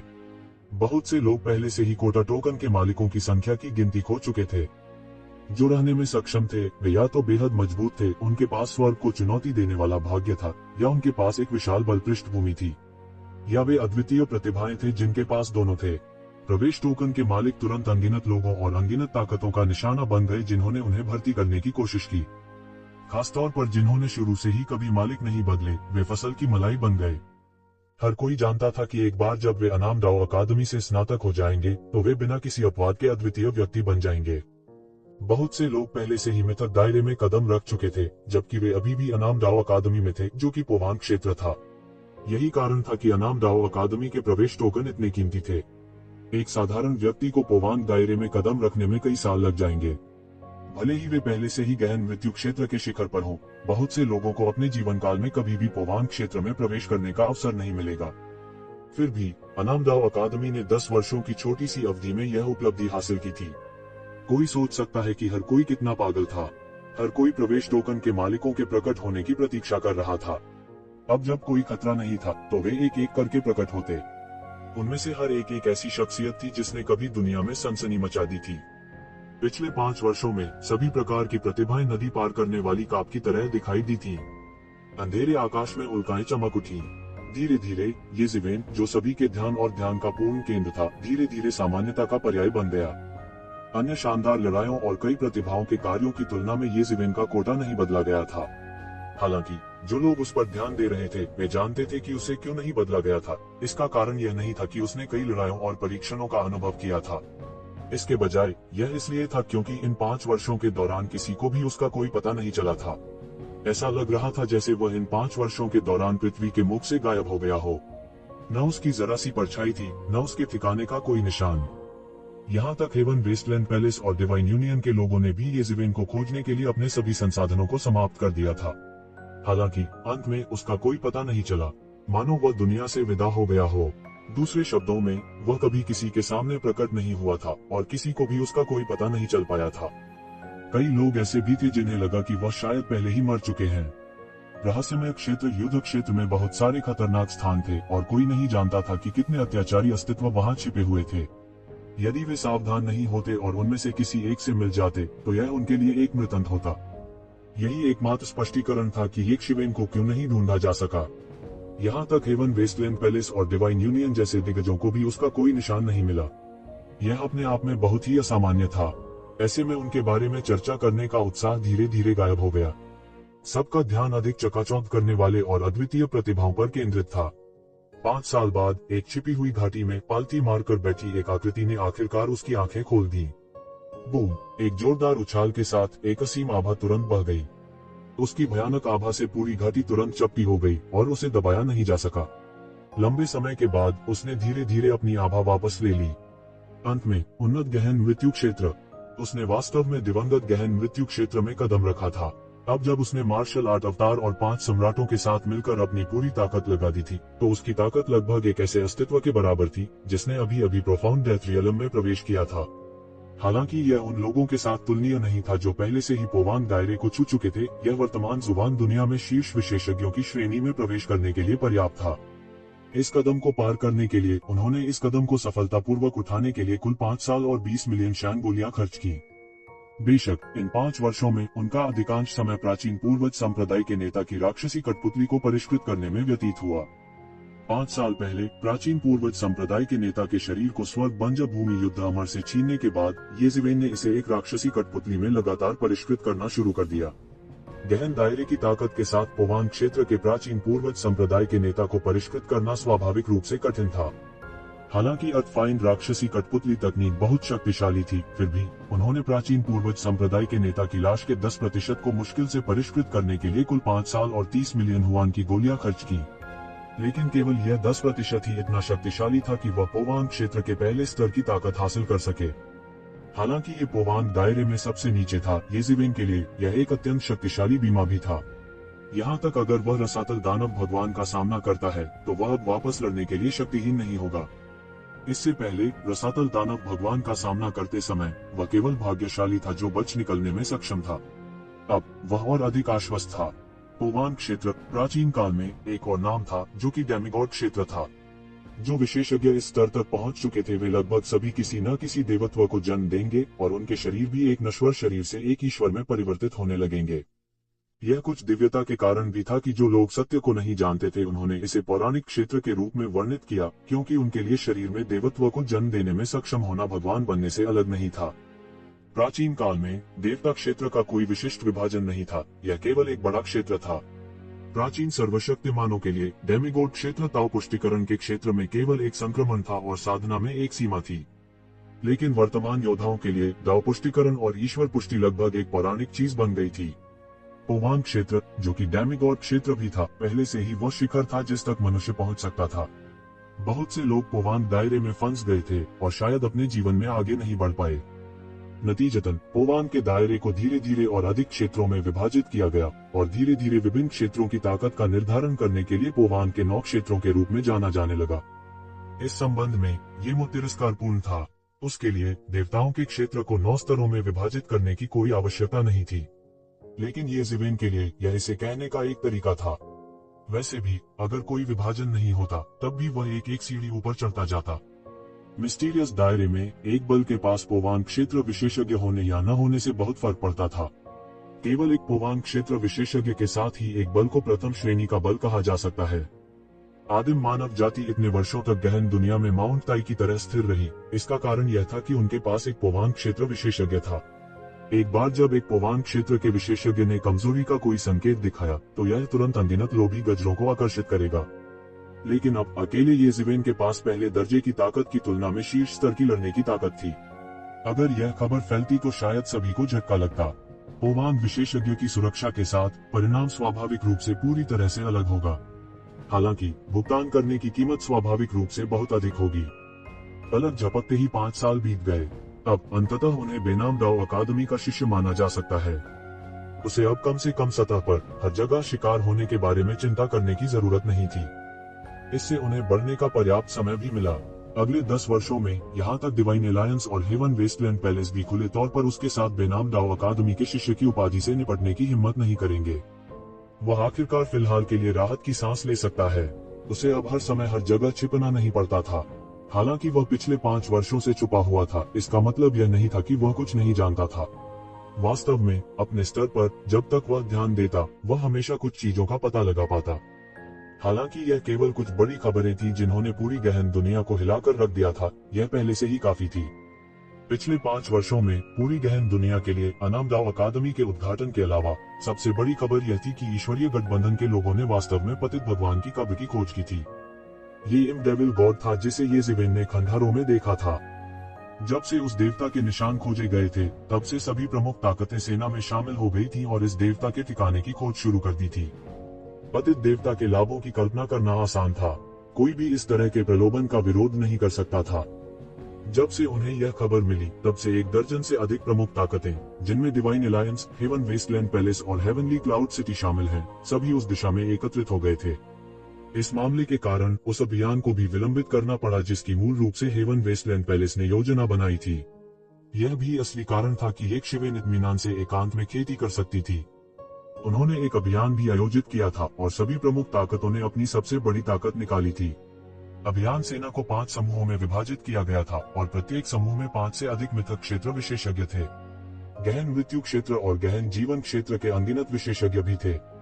उन्होंने भव्य तरीके से देवताओं के कब्रिस्तान में प्रवेश किया। प्रक्रिया की बारीकियों को कोई नहीं जानता था, लेकिन अंत में विभिन्न परिवारों के आधे से अधिक विशेषज्ञ मारे गए। बाकी विशेषज्ञ भी बदहवास हालत में भाग गए। यहाँ तक 20 या इतने ही मृतक विशेषज्ञों में से आधे से भी कम जीवित बचने में सफल रहे। इस मामले ने पूरी दुनिया में हलचल मचा दी थी। इस तरह की ताकत गहन दुनिया में किसी भी ताकत का सफाया करने के लिए पर्याप्त थी। हालांकि उन्हें वास्तव में करारी हार का सामना करना पड़ा था और वे बच निकले थे। इसके अलावा उन्हें इतना बड़ा नुकसान हुआ था। यह भी कहा जा सकता है कि बड़ी ताकतों को झटका लगा था। हालांकि यह कोई गंभीर झटका नहीं था, फिर भी यह काफी चौंकाने वाला था। यह मामला कई सालों से चल रहा था और अभी तक इसका समाधान नहीं हुआ था। जैसा कि उन्होंने अंदर क्या देखा था, वह भी निश्चित नहीं था। एक और प्रमुख ताकतों ने इस मामले पर बात नहीं की। दूसरी ओर ये जिवेन एकांत की स्थिति में थी और अपनी पूरी ताकत से जांच नहीं कर सकती थी। स्वाभाविक रूप से उन्होंने जो परिणाम प्राप्त किए वे बहुत विस्तृत नहीं थे। यह बड़ी ताकतों के लिए बहुत बड़ा मामला था, लेकिन यह उनके लिए इससे बेहतर नहीं हो सकता था। यदि हेवन वेस्टलैंड पैलेस वास्तव में प्राचीन जंगल में एक अभियान पर जाना चाहता था, तो वह केवल वापस जा सकता था और लाइन पर अपने जीवन से लड़ सकता था। इसने वास्तव में उन्हें एक अवसर दिया। अब नामलेस दाओ अकादमी में जाने का समय आ गया है। अपनी साधना पूरी करने के बाद वे रुके नहीं और सीधे नामलेस डाओ अकादमी की ओर चल पड़े। मूल रूप से यह पहले से ही उस समय के करीब था जब नामलेस डाओ अकादमी शुरू होगी और वह बहुत दूर था। हालांकि इस बार उनके पास प्राचीन पूर्वज संप्रदाय के नेता की राक्षसी कठपुतली थी। एक प्रसिद्ध हस्ती ने इसे सीधे पूरी शक्ति से सक्रिय किया ताकि कोई कल्पना कर सके कि यह कितनी तेज थी। लगभग आधे दिन में येज़ेबेल पहले ही नामलेस डाओ अकादमी की परिधि में आ चुकी थी। अनाम डाओ अकादमी के विशेषज्ञों को सचेत न करने के लिए उन्होंने अभी भी राक्षसी कठपुतली को रखा। वह अभी लुयू शहर की परिधि में आया था। स्वोश, प्रकाश की एक लहर झिलमिला उठी और उसके तुरंत बाद एक चौंकाने वाली कृपाण की चमक सीधे फैल गई, अंतरिक्ष को विभाजित करते हुए, और तुरंत येज़ेबेल की ओर फिसल गई। येज़ेबेल सतर्क थी। उसने तुरंत ब्लॉक करने के लिए हाथ उठाया। बजना, धातु के टकराने की अतुलनीय तेज आवाज गूंज उठी। येज़ेबेल के सामने एक लंबी कृपाण प्रकट हुई और लंबी कृपाण के पीछे की जगह में एक क्षीण स्पष्ट आकृति भीतर छिपी हुई थी। गहन मृत्यु क्षेत्र के शिखर पर एक विशेषज्ञ। येज़ेबेल चौंक गई। यह चौंकाने वाली जानलेवा आभा इस बेहोश करने योग्य आकृति द्वारा जारी की गई थी। गहन मृत्यु क्षेत्र के शिखर पर एक विशेषज्ञ ने वास्तव में व्यक्तिगत रूप से उस पर घात लगाकर हमला किया था। कोई सोच सकता है कि वह अपने दिल में कितना हैरान था। यह ज्ञात होना चाहिए कि प्रथम श्रेणी के बल में केवल एक महान विशेषज्ञ होगा। दूसरे दर्जे की ताकत का एक साधारण नेता केवल गहन मृत्यु क्षेत्र के शिखर पर होगा। फिर भी हुआन की दुनिया में दूसरे दर्जे की ताकतें ज्यादा नहीं थीं। इसके अलावा इस विशेषज्ञ का शरीर जानलेवा और घातक आभा से भरा हुआ था। वह कोई साधारण विशेषज्ञ नहीं बल्कि एक हत्यारा था। इससे पहले कि वह बोल पाता, उस पर घात लगाकर हमला किया गया। कोई सोच सकता था कि हत्यारा उसके लिए आया था। कुछ परिस्थितियों में गहन मृत्यु क्षेत्र के शिखर पर एक हत्यारा एक प्रसिद्ध विशेषज्ञ की हत्या भी कर सकता है। कोई सोच सकता है कि वह कितना भयानक था। मुझे लगता है कि तुम मौत को दावत दे रहे हो। तुम्हें किसने भेजा है? येज़ेबेल चिल्लाया और उसकी आवाज पूरे लुयू शहर में गूंज गई। स्विश, हत्यारे ने येज़ेबेल की बातों का जवाब नहीं दिया। इसके बजाय उसने अपने ब्लेड से नीचे गिरा दिया। ब्लेड की चमक जल्दी और बेरहमी से बढ़ गई। कोई कल्पना कर सकता है कि यह एक अत्यंत पेशेवर हत्यारा था। येज़ेबेल को नहीं पता था कि वह किस हत्यारे संगठन से संबंधित है। उसे येज़ेबेल से निपटने के लिए पूरी कोशिश करने के लिए भुगतान किया गया था। जहां तक काम पर रखने का सवाल था, येज़ेबेल को यह पता लगाने के लिए सोचने की जरूरत नहीं थी। यह या तो स्वर्ग का उजाड़ महल था या दैवीय गठबंधन। उससे निपटने के लिए केवल ये दोनों ही इतनी बड़ी कीमत चुकाएंगे। गहन मृत्यु क्षेत्र के शिखर पर एक अस्तित्व ऐसा नहीं था जिसे कोई किराए पर ले सके। यहाँ तक अगर वे कर सकते हैं तो उन्हें जो कीमत चुकानी पड़ेगी वह भी काफी होगी। गहरी घृणा के बिना उनके लिए ऐसा निर्णय लेना असंभव था। हालांकि येज़ेबेल को वास्तव में उनसे इतनी गहरी नफरत थी। येज़ेबेल ने न तो चकमा दिया और न ही बच निकली। उन्होंने तुरंत 5 सम्राट शरीर वृद्धि अवस्था को सक्रिय कर दिया। उसकी आभा अचानक कई गुना बढ़ गई और एक जोरदार धमाके के साथ मथना शुरू हो गया। एक बड़ा हाथ बाहर पहुंचा और ब्लेड की चमक को पकड़ लिया। ब्लेड की चमक उसके हाथ में लगातार संघर्ष कर रही थी और उसके द्वारा टुकड़े टुकड़े कर दी गई थी। सभी जोरदार धमाके के साथ फट गए। बात नहीं कर रहा, तब मैं तुम्हें तब तक पीटूंगा जब तक तुम बात नहीं करते। उद्धरण चिन्ह। येज़ेबेल ने उपहास किया। हालांकि ये लोग खतरनाक थे लेकिन छिपने में माहिर थे। यदि वे अपने लक्ष्य को भेदने में विफल रहते तो वे बहुत दूर भाग जाते। अगर वे आमने सामने लड़ते तो उनकी ताकत बहुत कमजोर होती। इसलिए येज़ेबेल ने अपने मार्शल आर्ट अवतार के साथ विलय किए बिना भी लड़ने का साहस किया। येज़ेबेल के जोर से चिल्लाने ने तुरंत लुओयू शहर में अनगिनत लोगों का ध्यान आकर्षित किया। क्या ये येज़ेबेल नहीं है? एक तेज तर्रार व्यक्ति ने येज़ेबेल को लगभग तुरंत पहचान लिया। हालांकि वह पूरे 5 साल तक सबके सामने नहीं आया था। इन लोगों के लिए बस इतना था कि वे उसके बारे में भूल गए थे, लेकिन वे वास्तव में इस आदमी के बारे में नहीं भूले थे। शायद कुछ और वर्षों के बाद भी लोग इस मनुष्य के अस्तित्व के बारे में गाते रहेंगे। ऐसा आश्चर्यजनक और दुस्साहसी कार्य करने वाला व्यक्ति शायद ही देखने को मिले। यह वास्तव में वह है। क्या खबरों में यह नहीं कहा गया था कि वह पहले ही एक रहस्यमय युद्ध के मैदान में मर चुका था?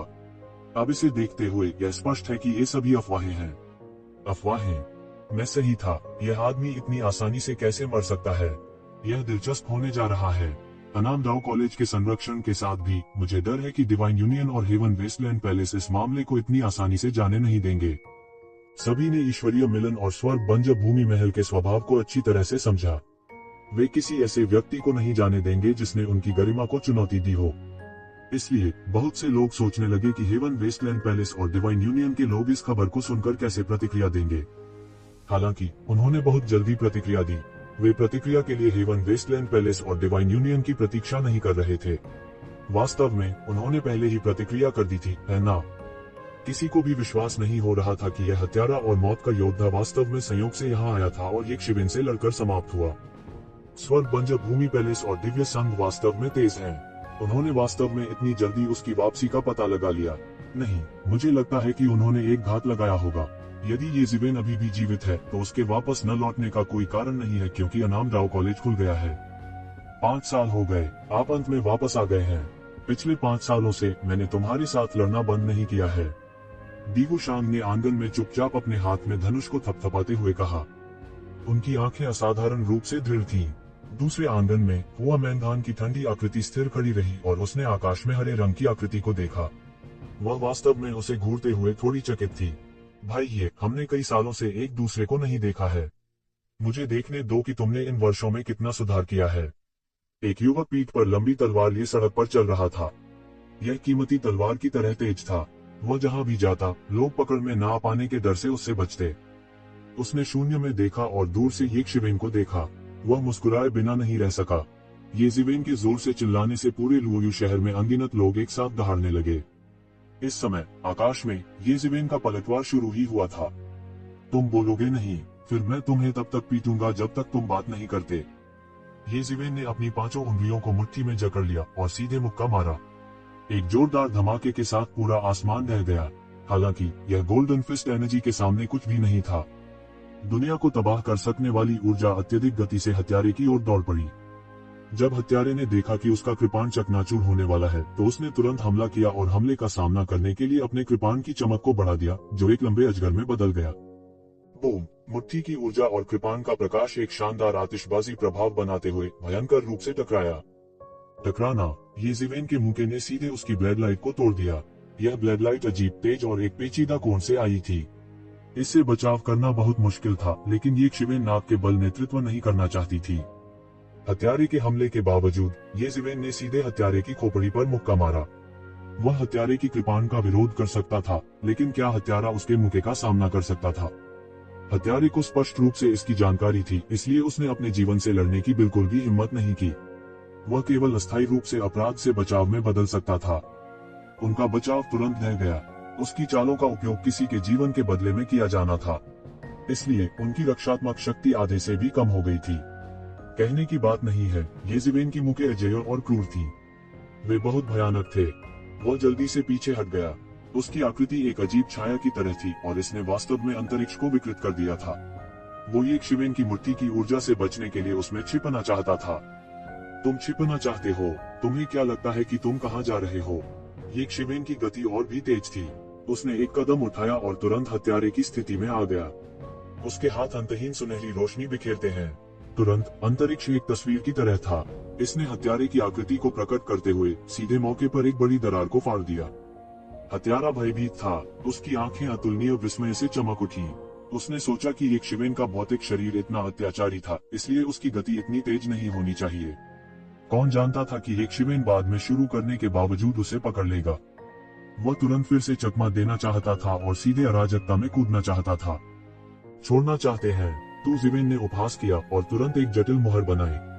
आकाश में शून्य से एक विशाल मुहर गिरी और तुरंत एक विशाल पर्वत में बदल गई और आकाश से नीचे गिर गई। यहाँ तक कि आकाश भी इस बड़ी मुहर से हिलता हुआ प्रतीत हुआ।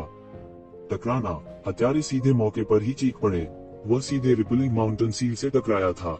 मुंह भर खून आंतरिक अंगों के कुछ टुकड़ों के साथ मिश्रित एक झटके में बिखर गया। रिपलिंग माउंटेन सील की भयानक शक्ति स्पष्ट थी। हालांकि हत्यारे ने रुकने की हिम्मत नहीं की। वह एक क्षण के लिए भी नहीं रुका। तू ज़िवेन बहुत भयानक था। वह एक राक्षस की तरह था। भले ही उनकी प्रत्यक्ष युद्ध क्षमता को केवल गहन मृत्यु क्षेत्र के चरम पर विशेषज्ञों के बीच एक निचले फीडर के रूप में माना जा सकता था, फिर भी वे गहन मृत्यु क्षेत्र के शिखर पर थे। भले ही वह गहन मृत्यु क्षेत्र में सबसे नीचे था, फिर भी वह गहन मृत्यु क्षेत्र के शिखर पर था। इसके अलावा वह एक हत्यारा था। जिसने भी उनका पेशा देखा वह दंग रह जाएगा।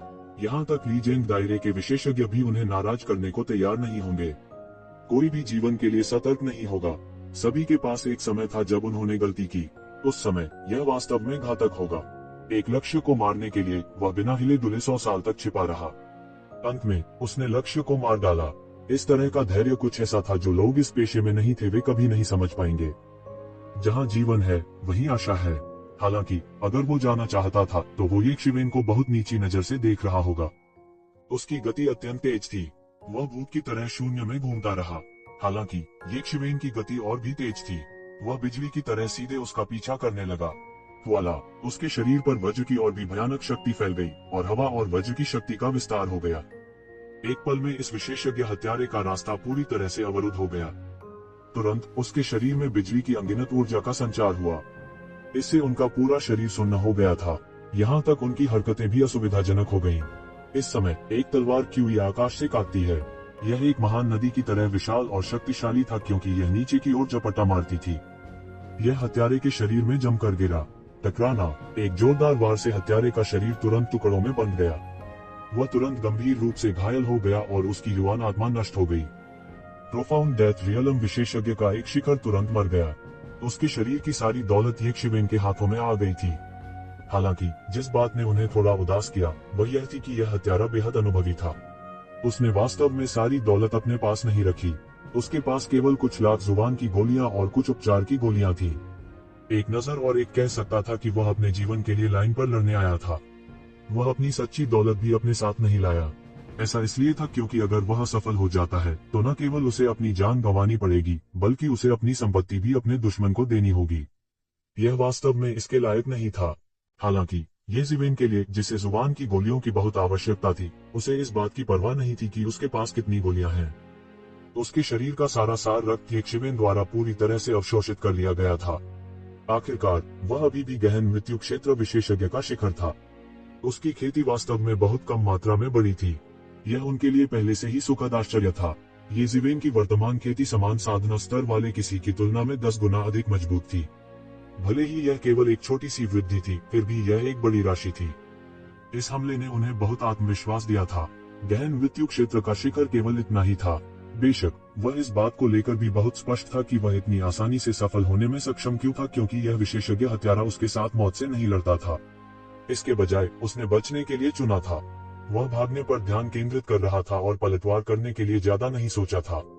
इससे येशिवेन को उसे खत्म करने का एक आसान मौका मिल गया। नहीं तो अगर डीप डेथ रियल्म विशेषज्ञ का कोई शिखर मौत से लड़ता तो येशिवेन के लिए भी उससे निपटने में मुश्किल होती। येशिवेन के हमले के कारण लुओयू शहर में एक अस्थायी सन्नाटा छा गया। प्रोफाउंड डेथ रियल्म विशेषज्ञ का शिखर, भले ही वह सिर्फ एक हत्यारा था, वास्तव में येशिवेन के लिए कोई मुकाबला नहीं था। ऐसा प्रतीत नहीं होता था कि उसने गहन मृत्यु क्षेत्र के शिखर पर कदम रखा है। उसके पास उस तरह की आभा नहीं थी, नहीं उसे ऐसा महसूस हुआ कि वह गहन मृत्यु क्षेत्र के चरम पर था। वे गहन मृत्यु क्षेत्र के विशेषज्ञ भी थे, इसलिए वे सबसे ज्यादा इमोशनल थे। 5 साल पहले दिवंगत प्रोफाउंड डेथ रियल्म विशेषज्ञ से निपटना उनके लिए बहुत कठिन था। शुरुआत में एल्डर हुआन टी ने उसका पीछा भी किया था और उसके पास उसे गंभीर रूप से घायल करने के लिए बड़ी कीमत चुकाने के अलावा कोई विकल्प नहीं था। यह कुछ ऐसा था जिसे लुओयू शहर के कई लोगों ने व्यक्तिगत रूप से देखा था। 5 साल पहले उन्होंने व्यक्तिगत रूप से येशिवेन को दिव्य गठबंधन और स्वर्ग उजाड़ महल के 100 से अधिक विशेषज्ञों का वध करते देखा था। मात्र 5 वर्षों में वह एक ऐसे लड़के से आगे बढ़ गया था जिसने अभी अभी गहन मृत्यु क्षेत्र में प्रवेश किया था और देर से गहन मृत्यु क्षेत्र में प्रवेश किया था। इसके अलावा उनकी लड़ने की ताकत में भी आश्चर्यजनक दर से सुधार हुआ था। गहन मृत्यु क्षेत्र विशेषज्ञ की चोटी उसके लिए एक खिलौने की तरह थी। उसने एक ही वार से उसकी हत्या कर दी थी। उसका सुधार इतनी तेजी से हो रहा है, अगर ऐसा ही चलता रहा तो यह भयानक होगा। कितना भयावह है उसका सुधार व्यवहारिक रूप से दिखाई दे रहा है।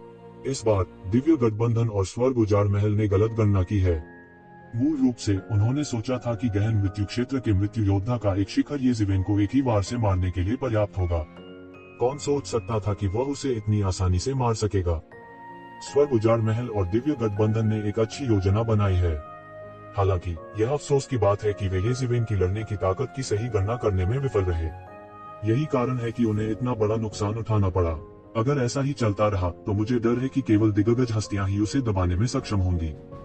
येशिवेन द्वारा एक चरम गहन मृत्यु क्षेत्र विशेषज्ञ की हत्या करने के बाद कई लोगों ने महसूस किया कि येशिवेन को एक अस्थायी नोव्यू अमीर और एक महत्वहीन व्यक्ति के रूप में मानना संभव नहीं था। वह बढ़ रहा था और जिस गति से वह बढ़ रहा था वह असाधारण रूप से तेज थी। यदि ऐसा ही चलता रहा, भले ही कोई चरम गहन मृत्यु क्षेत्र विशेषज्ञ या कोई अनुभवी बूढ़ा संकी उसे हरा सके तो भी वे उसे मार नहीं पाएंगे। केवल मिथक क्षेत्र विशेषज्ञ के पास ही मौका होगा।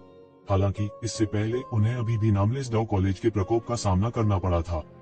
अगर हत्या सफल होती तो अच्छा होता, भले ही उन्हें बेनाम दाव कॉलेज के प्रकोप का सामना करना पड़ता, यह सार्थक होता। हालांकि असफल होने के बाद से उन्हें दोहरा नुकसान उठाना पड़ा था।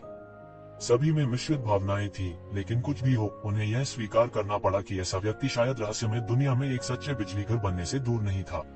वह मिथक के दायरे में प्रवेश करने से भी दूर नहीं था। द डिवाइन यूनियन और हेवन वेस्टलैंड पैलेस उन लोगों के उत्कृष्ट उदाहरण थे जिन्होंने सांप को नहीं मारा और इसके परिणाम भुगतने पड़े। यदि उसे बढ़ने दिया गया तो वह दो महान शक्तियों के लिए एक बड़ी आपदा होगी, विशेष रूप से एक ऐसे व्यक्ति के लिए जो एक किंवदंती बन सकता है। सार रक्त को परिष्कृत करने के बाद येज़ेबेल ने इस बात की परवाह नहीं की कि वे कितने हैरान थे और सीधे लोहे शहर में प्रवेश कर गए। जैसे ही उसने लोह्यू शहर में प्रवेश किया, हुआ मैंधान की आकृति उसके सामने प्रकट हुई। 5 साल हो गए हैं और कोई खबर नहीं है। यहाँ तक हुआ मैंधान की शांति के बावजूद उसने उसे देखकर जो पहला वाक्य कहा वह थोड़ा चिंतित और तिरस्कारपूर्ण था। 5 साल में कोई खबर नहीं आई। अगर उसे विश्वास नहीं होता कि वह निश्चित रूप से सुरक्षित लौट आएगा, तो वह अब और इंतजार नहीं कर पाती। अतीत में उसने इसी तरह सैकड़ों वर्षों तक प्रतीक्षा की थी। हालांकि साथ रहने के बाद वो 5 साल भी इंतजार नहीं कर पाई। हर दिन 1 साल जैसा लगता था। मैं गलत था, येज़ेबेल फूट फूट कर मुस्कुराए बिना नहीं रह सकी। अगर किसी ने यह देख लिया होता तो शायद उनकी आंखों की पुतलियां अपनी जेब से बाहर गिर जाती। येज़ेबेल, जो हत्या करने में निर्णायक थे, वास्तव में उनके पास ऐसा ही एक पक्ष था। यह केवल 3 साधारण शब्द थे, लेकिन इसने उसकी शिकायतों को शून्य में बदल दिया। उसके कोमल भावों के सिवा कुछ नहीं बचा था। येज़ेबेल ने स्वाभाविक रूप से हुआ मैंधान के कोमल छोटे हाथ को पकड़ रखा था। यह सफेद जेड की तरह थोड़ा ठंडा था। जैसे ही वे स्नेह करना जारी रखने वाले थे, गली से अचानक एक हार्दिक हंसी आई। येज़ेबेल, मैंने आपको सैकड़ों वर्षों से नहीं देखा है। आप कैसी हैं? येज़ेबेल ने महसूस किया कि यह आवाज थोड़ी जानी पहचानी थी, लेकिन उसे याद नहीं आ रहा था कि उसने इसे कहाँ सुना था। अचानक उसने अपना सिर घुमाया और देखा कि यह व्यक्ति बेहद परिचित था। उन्होंने उसे तुरंत पहचान लिया। यह और कौन हो सकता है लेकिन जियान बुचेन। जरूर तुम ही हो, येज़ेबेल ने कहा। मूल रूप से जब उन्होंने जियान बुचेन का नाम देखा तो उन्हें संदेह था कि उनका एक ही नाम था, लेकिन उन्होंने महसूस किया कि उनके एक ही नाम को साझा करने की संभावना बहुत कम थी, खासकर जब से वे दोनों तलवार की खेती करने वाले थे। उसे उम्मीद नहीं थी कि यह वास्तव में जियान बुचेन था। हर कोई जानता था कि एक शिवेन की उत्पत्ति दूरस्थ पुरातनता से अलग थी। केवल येज़ेबेल ही जानते थे कि उनका जन्म ट्रू मार्शल वर्ल्ड में हुआ था। वह अपनी यादों में अपने गृहनगर के बारे में भूल गया था। यही उनकी असली जड़ थी। इस समय जब उन्होंने जियान बुचेन को देखा, जो ट्रू मार्शल डोमेन से भी थे, तो उन्हें तुरंत अपनेपन का अतुलनीय एहसास हुआ। यह एक विदेशी भूमि में एक पुराने मित्र से मिलने जैसा था। हा, जिस तरह से मैंने अनुमान लगाया कि यह आप ही थे, जिस क्षण मैंने नाम देखा था, आपको भी यह परिचित होना चाहिए। जियान बुचेन दिल खोलकर हंसा जैसे ही वह वहां गया। उन दोनों के बीच बहुत अच्छे संबंध थे, इसलिए स्वाभाविक रूप से वह इस समय समारोह में खड़ा नहीं हुआ। सैकड़ों वर्षों का मनमुटाव चंद शब्दों में मिट गया था। यह सही है, मुझे बस लगा कि यह आप ही थे, लेकिन मुझे यकीन नहीं हो रहा था। तो जिवेन ने मुस्कुराते हुए कहा। हुआ मैंधान स्वाभाविक रूप से जियान बुचेन को पहचानती थी, लेकिन वह उससे उतनी परिचित नहीं थी जितनी की येज़ेबेल। हाँ, आप सोच रहे होंगे कि मैं ट्रू मार्शल डोमेन से बाहर क्यों निकल पाया और यहाँ तक नामलेस डाउ अकादमी में भी आ गया, जियान बुचेन ने कहा। येज़ेबेल ने सिर हिलाया और इनकार नहीं किया। ट्रू मार्शल वर्ल्ड में जियान बुचेन की खेती को एक उत्कृष्ट प्रतिभा के रूप में माना जा सकता है। हालांकि प्राचीन उजाड़ युग में ऐसी साधना बहुत साधारण थी। वास्तव में इसे उत्कृष्ट भी नहीं माना जा सकता था। उल्लेख नहीं करने के लिए यह नामलेस डाउ अकादमी थी, जहां जिन लोगों को निमंत्रण मिल सकता था वे फीनिक्स पंक और किलिंग सीन की तरह दुर्लभ थे। असंख्य स्वर्गों में वे सच्चे शीर्ष प्रतिभाशाली थे।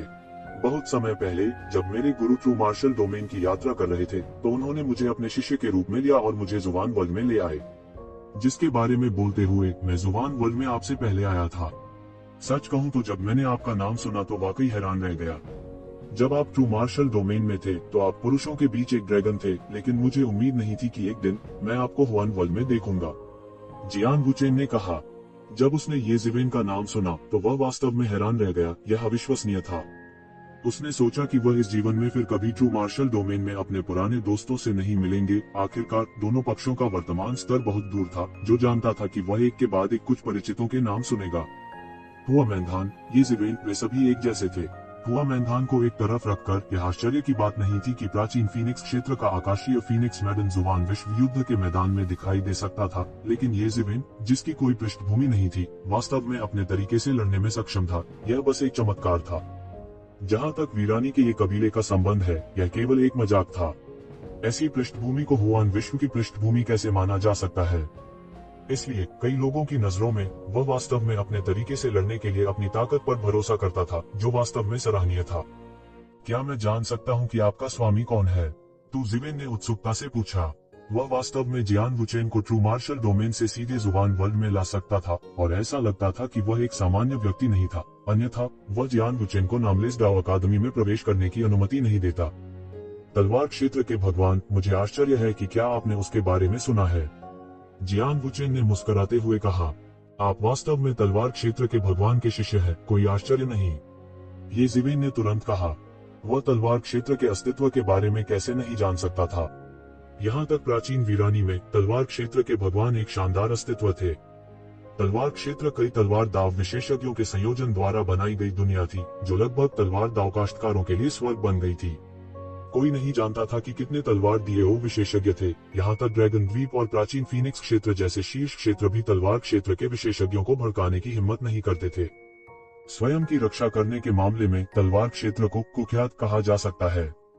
दुनिया में एक बार एक संप्रदाय था जिसने प्राचीन फीनिक्स क्षेत्र से एक शिष्य पर कदम रखा था, और परिणाम स्वरूप तलवार दाव काश्तकारों का एक समूह उस दुनिया में घुस गया और पूरे संप्रदाय को खत्म कर दिया।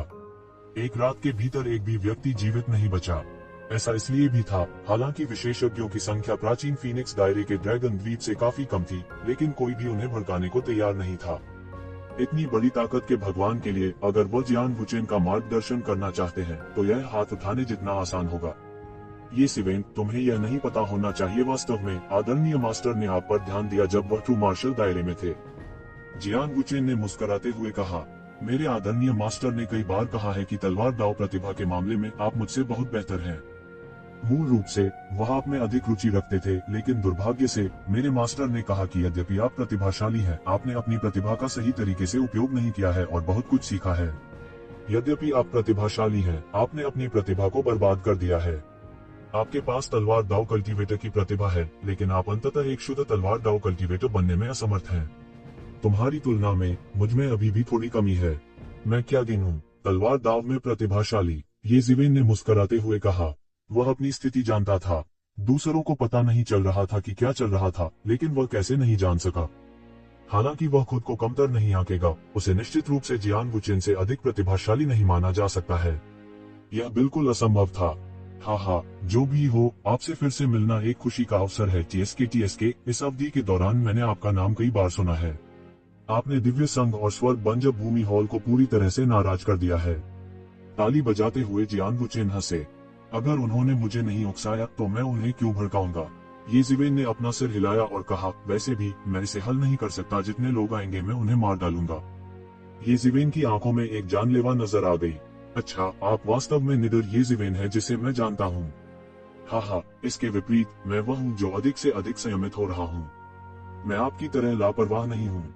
जियान वुचेन ने मुस्कुराते हुए कहा, अब जब तुम यहाँ हो तो चलो जल्दी से आसमान को चीरते हुए शहर की ओर चलें। हमें वहाँ बहुत पहले जाना चाहिए था, लेकिन मैं इंतजार करना चाहता था और देखना चाहता था कि तुम वापस आओगे या नहीं। कम से कम मैंने व्यर्थ में इंतजार नहीं किया। मम्मा, ये ज़िवेन ने सिर हिलाया। हालांकि नामलेस डाओ कॉलेज ने 4 उपग्रह शहरों का दावा किया था, लेकिन निकटतम वास्तव में स्काई स्प्लिटिंग सिटी था। हर बार जब यह खुला, यह स्काई स्प्लिटिंग सिटी से ज्यादा दूर नहीं था। इस समय बहुत से लोग शायद पहले ही स्काई स्प्लिटिंग सिटी में भाग गए थे। शायद यहाँ बहुत से लोग नहीं बचे थे। अगर हुआ मैंधान नहीं होता तो वह बहुत पहले स्काई स्प्लिटिंग सिटी में भाग गया होता। भाई दीवू, तुमने खुद को क्यों नहीं दिखाया?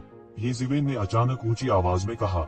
मैं अभी भी इसे तुमसे नहीं छुपा सकता, दिवू उदासी ने कहा। ये ज़िवेन, आपने पिछले 5 वर्षों में बहुत सुधार किया है। हालांकि मुझे कम मत समझिए। अगर हमारे पास भविष्य में समय है तो फिर से लड़ें। आपका स्वागत है, ये ज़िवेन ने मुस्कुराते हुए कहा। इस तरह के बराबरी के प्रतिद्वंद्वी को ढूंढना आसान नहीं था। हालांकि जब से आप वापस आ गए हैं, मैं आपको बता दूं कि स्काई स्प्लिटिंग सिटी में लोग आपका इंतजार कर रहे हैं। दीवू उदासी जाने ही वाली थी कि उसने अचानक सिर घुमाकर कहा, यह सुनकर हुआ मैंगान और जियान वुचेन के भाव थोड़े अजीब हो गए, जैसे कि उन्होंने कुछ सोचा हो। स्काई रेंडिंग सिटी आने वाले लंबे समय के लिए संपूर्ण गहन दुनिया का केंद्र बिंदु बन गया था। विभिन्न गुटों के गुप्तचर, साथ ही कई प्रतिभाएं, सभी यहाँ एकत्रित हुए थे। चूंकि यहाँ बहुत से प्रतिभाएं एकत्रित हो गई थी, इसलिए यह स्थान और भी जीवंत हो गया था। विभिन्न प्रतिभाओं के बीच संघर्ष आम थे। ये जिवेन, हुआ मैंगान, जियान वुचेन और दीगू हॉट हॉटेड के आगमन ने पहले से ही गर्म वातावरण में ईंधन भर दिया, जिससे यह और भी गर्म हो गया। कुछ और अद्वितीय प्रतिभाएं प्रकट हुई। विशेष रूप से ये जिवेन, जो 5 साल पहले शहर में चर्चा का विषय रहा था, ने शहर के सभी प्रमुख गुटों का ध्यान आकर्षित किया था। वे केवल उसके बारे में भूले थे, लेकिन वे उसे पूरी तरह से नहीं भूले थे। हालांकि ये जिवेन के एक चोटी के गहन मृत्यु क्षेत्र विशेषज्ञ को आसानी से मारने की खबर स्काई रेंडिंग सिटी में नहीं फैली थी, फिर भी 5 साल पहले के ये जिवेन को कम करके नहीं आंका जाना चाहिए था।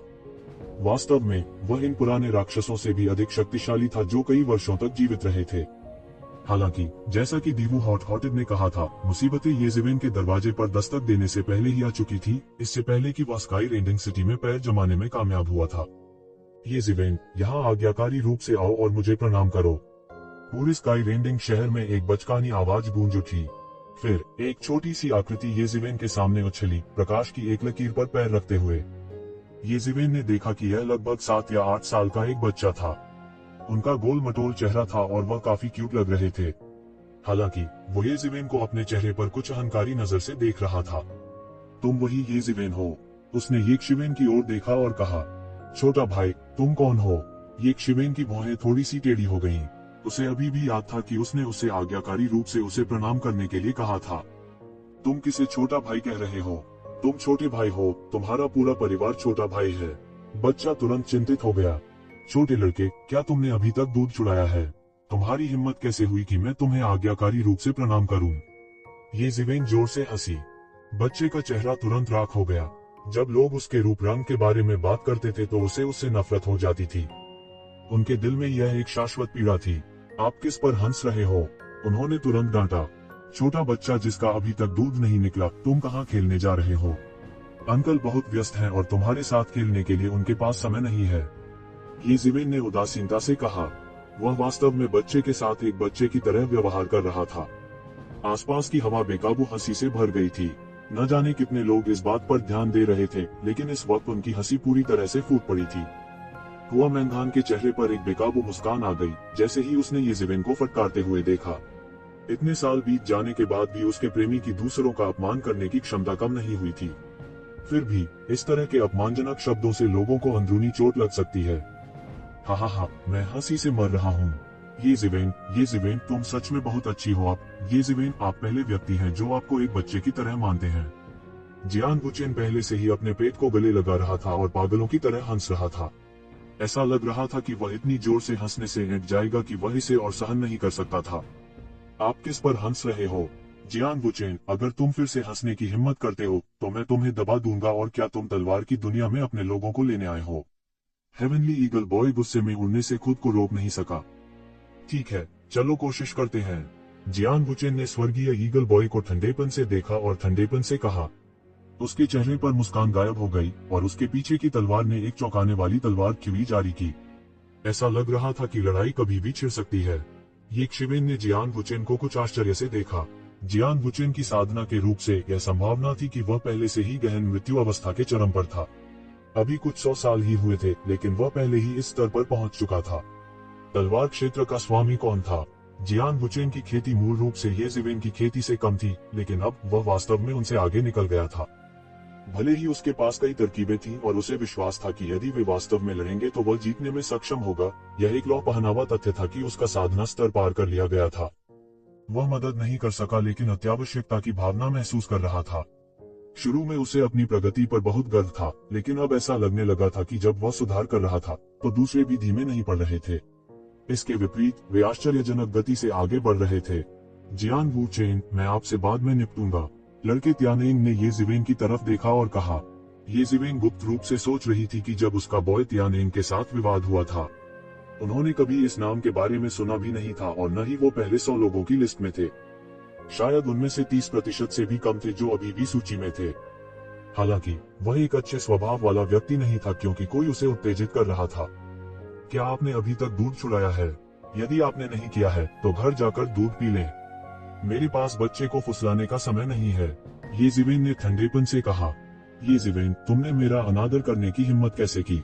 मुझे लगता है कि तुम वास्तव में जीने से थक गई हो। मूल रूप से मैं केवल यही चाहता था कि तुम मेरी पूजा करो, लेकिन अब ऐसा लगता है कि मुझे तुमसे एक उदाहरण बनाना होगा। नहीं तो अगर लोग हमारे टीम परिवार को भड़काते रहेंगे तो हमें उनसे निपटने में कितना समय लगेगा। जैसे ही उन्होंने बात की, गुड़िया जैसे स्वर्गीय ईगल बॉय के चेहरे ने एक चौंकाने वाली हत्या का इरादा प्रकट किया। येज़ेबेल का चेहरा तुरंत डूब गया। उसने इस लड़के त्यानेंग को कभी नाराज नहीं किया था। टेंग परिवार के बारे में उसने कभी उनके बारे में सुना भी नहीं था। दफा हो जाओ, बच्चों को घर जाकर मिट्टी में खेलना चाहिए। यहाँ बड़े होने का नाटक मत करो, येज़ेबेल ने ठंडेपन से कहा। स्वर्गीय ईगल बॉय को इससे सबसे ज्यादा नफरत थी जब लोग चीजों के बारे में बात करने के लिए उसकी उपस्थिति का इस्तेमाल करते थे। हालांकि येज़ेबेल ने बार बार इस मामले का जिक्र किया था, तो वह अपने दिल में उससे नफरत कैसे नहीं कर सकता था। मुझे लगता है कि तुम मौत को दावत दे रहे हो। लड़का त्यानेंग अचानक गुस्से में आ गया, लेकिन उसने जबरन शांत होकर कहा, मैंने सुना है कि तुमने एक बार घमंडी व्यक्ति जून डिंगटियन को हरा दिया था। हाँ तो क्या? येज़ेबेल ने ठंडेपन से कहा। यह बहुत अच्छा है। वह आदमी नहीं जानता कि उसके लिए क्या अच्छा है। वह वास्तव में मेरे भाई को चुनौती देना चाहता है। वह नहीं जानता कि वह क्या है। मैं उसे दबा देना चाहता था और उसे बताना चाहता था कि मैं कितना शक्तिशाली हूँ, लेकिन अब मुझे नहीं पता कि वह कहाँ है। चूंकि आपने उसे पहले ही हरा दिया है, यह सबसे अच्छा है। जब तक मैं तुम्हें दबाता हूँ, मैं यह साबित कर सकता हूँ कि वह इससे ज्यादा कुछ नहीं है। लड़का स्वर्गीय ईगल निश्चित लग रहा था। येज़ेबेल को अचानक समझ नहीं आया कि हंसे या रोए। ऐसा नहीं था कि वह कभी भी गोलीबारी में नहीं पकड़ा गया था, लेकिन यह पहली बार था जब वह अपने नश्वर शत्रु के कारण गोलीबारी में पकड़ा गया था। इसके अलावा कारण बहुत ही हास्यास्पद था। सिर्फ इसलिए कि उसने जून डिंगटियन को हरा दिया था, वह अब अपने दुश्मन का बलि का बकरा बन गया था। मुझे दबाओ, तुम्हें घर जाकर दूध पीना चाहिए। हालांकि येज़ेबेल पूरी कहानी जानती थी, लेकिन उसका स्वभाव अच्छा नहीं था। मुझे लगता है कि तुम वास्तव में जीने से थक गए हो। भाड़ में जाओ। अंत में येज़ेबेल के शब्दों ने स्वर्गीय ईगल बॉय को पूरी तरह से क्रोधित कर दिया, जो पहले ही क्रोध के महत्वपूर्ण बिंदु पर पहुंच चुका था। उसने आकाश में छलांग लगाई और उसी स्थान पर एक विशाल दिव्य चील में परिवर्तित हो गया।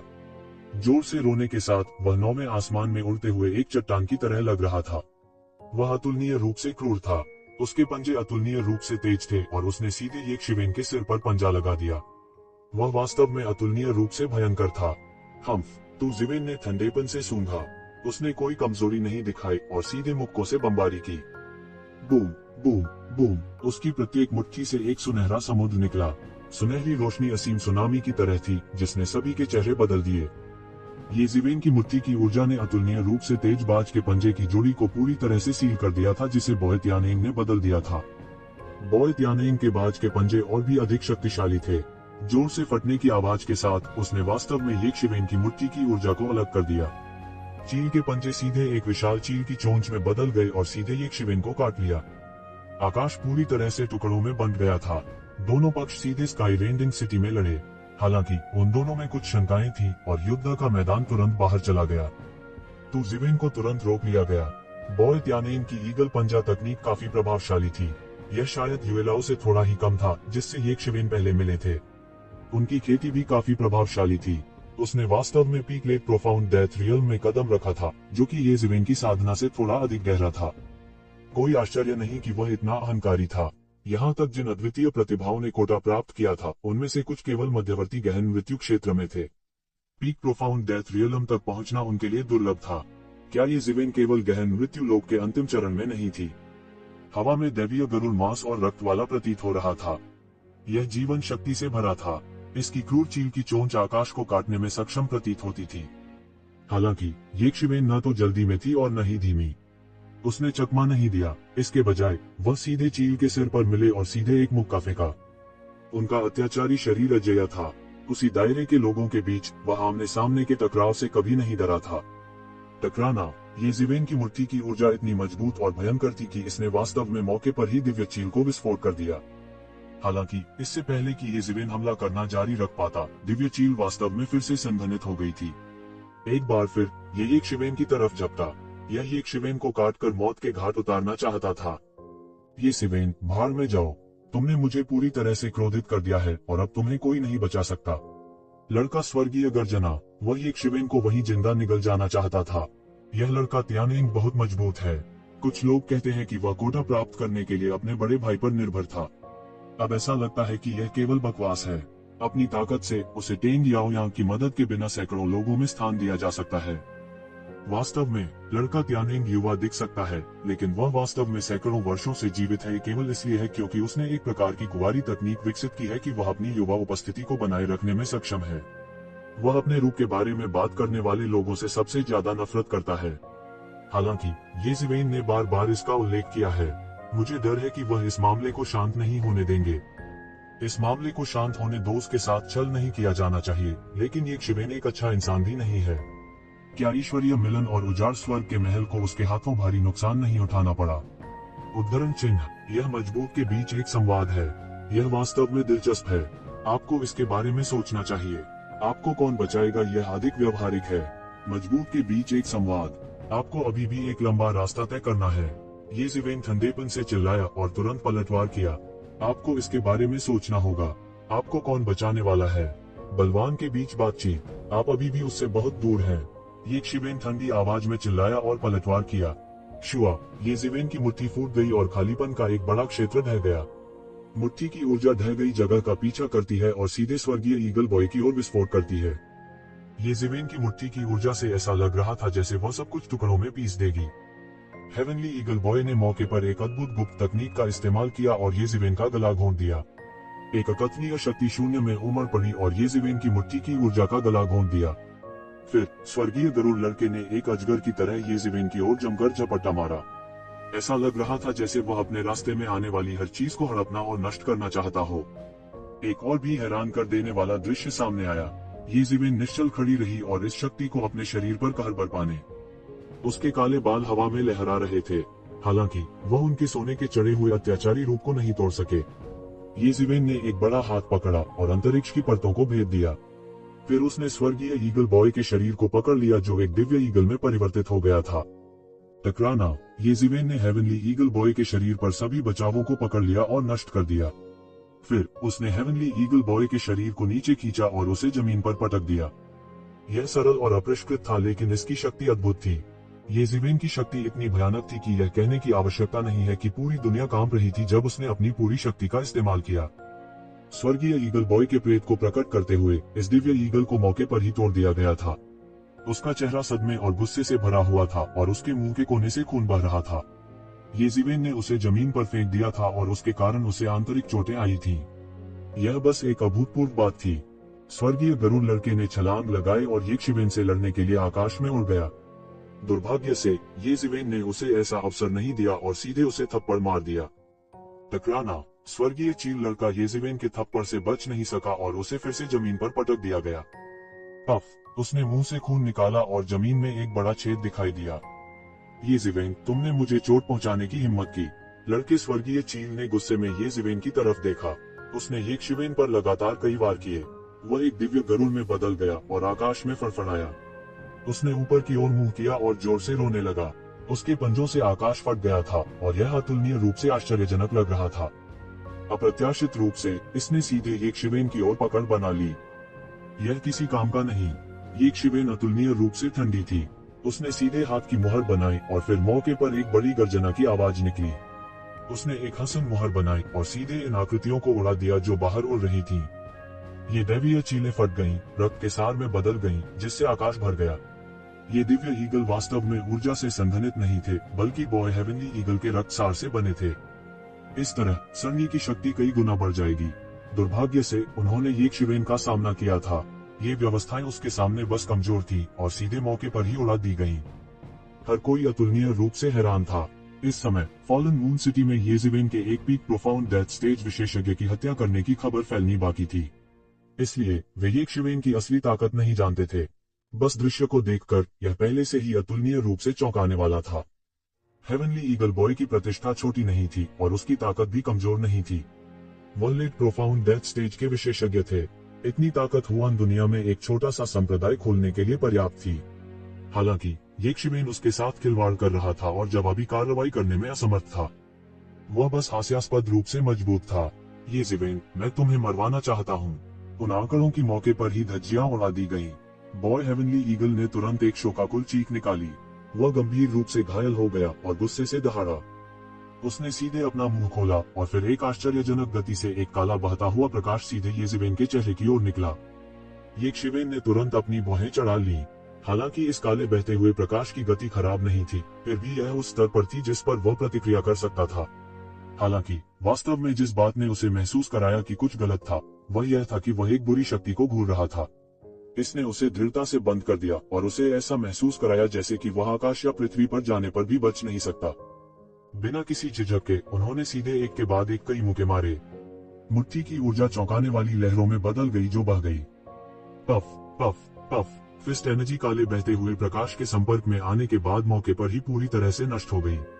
यह काले बहते हुए प्रकाश को बिल्कुल भी नहीं रोक सका। एक पल में काली बहती हुई रोशनी जो बिजली की तरह बरस रही थी, येज़ेबेल के सामने पहले ही प्रकट हो चुकी थी। येज़ेबेल ने लापरवाही बरतने की हिम्मत नहीं की।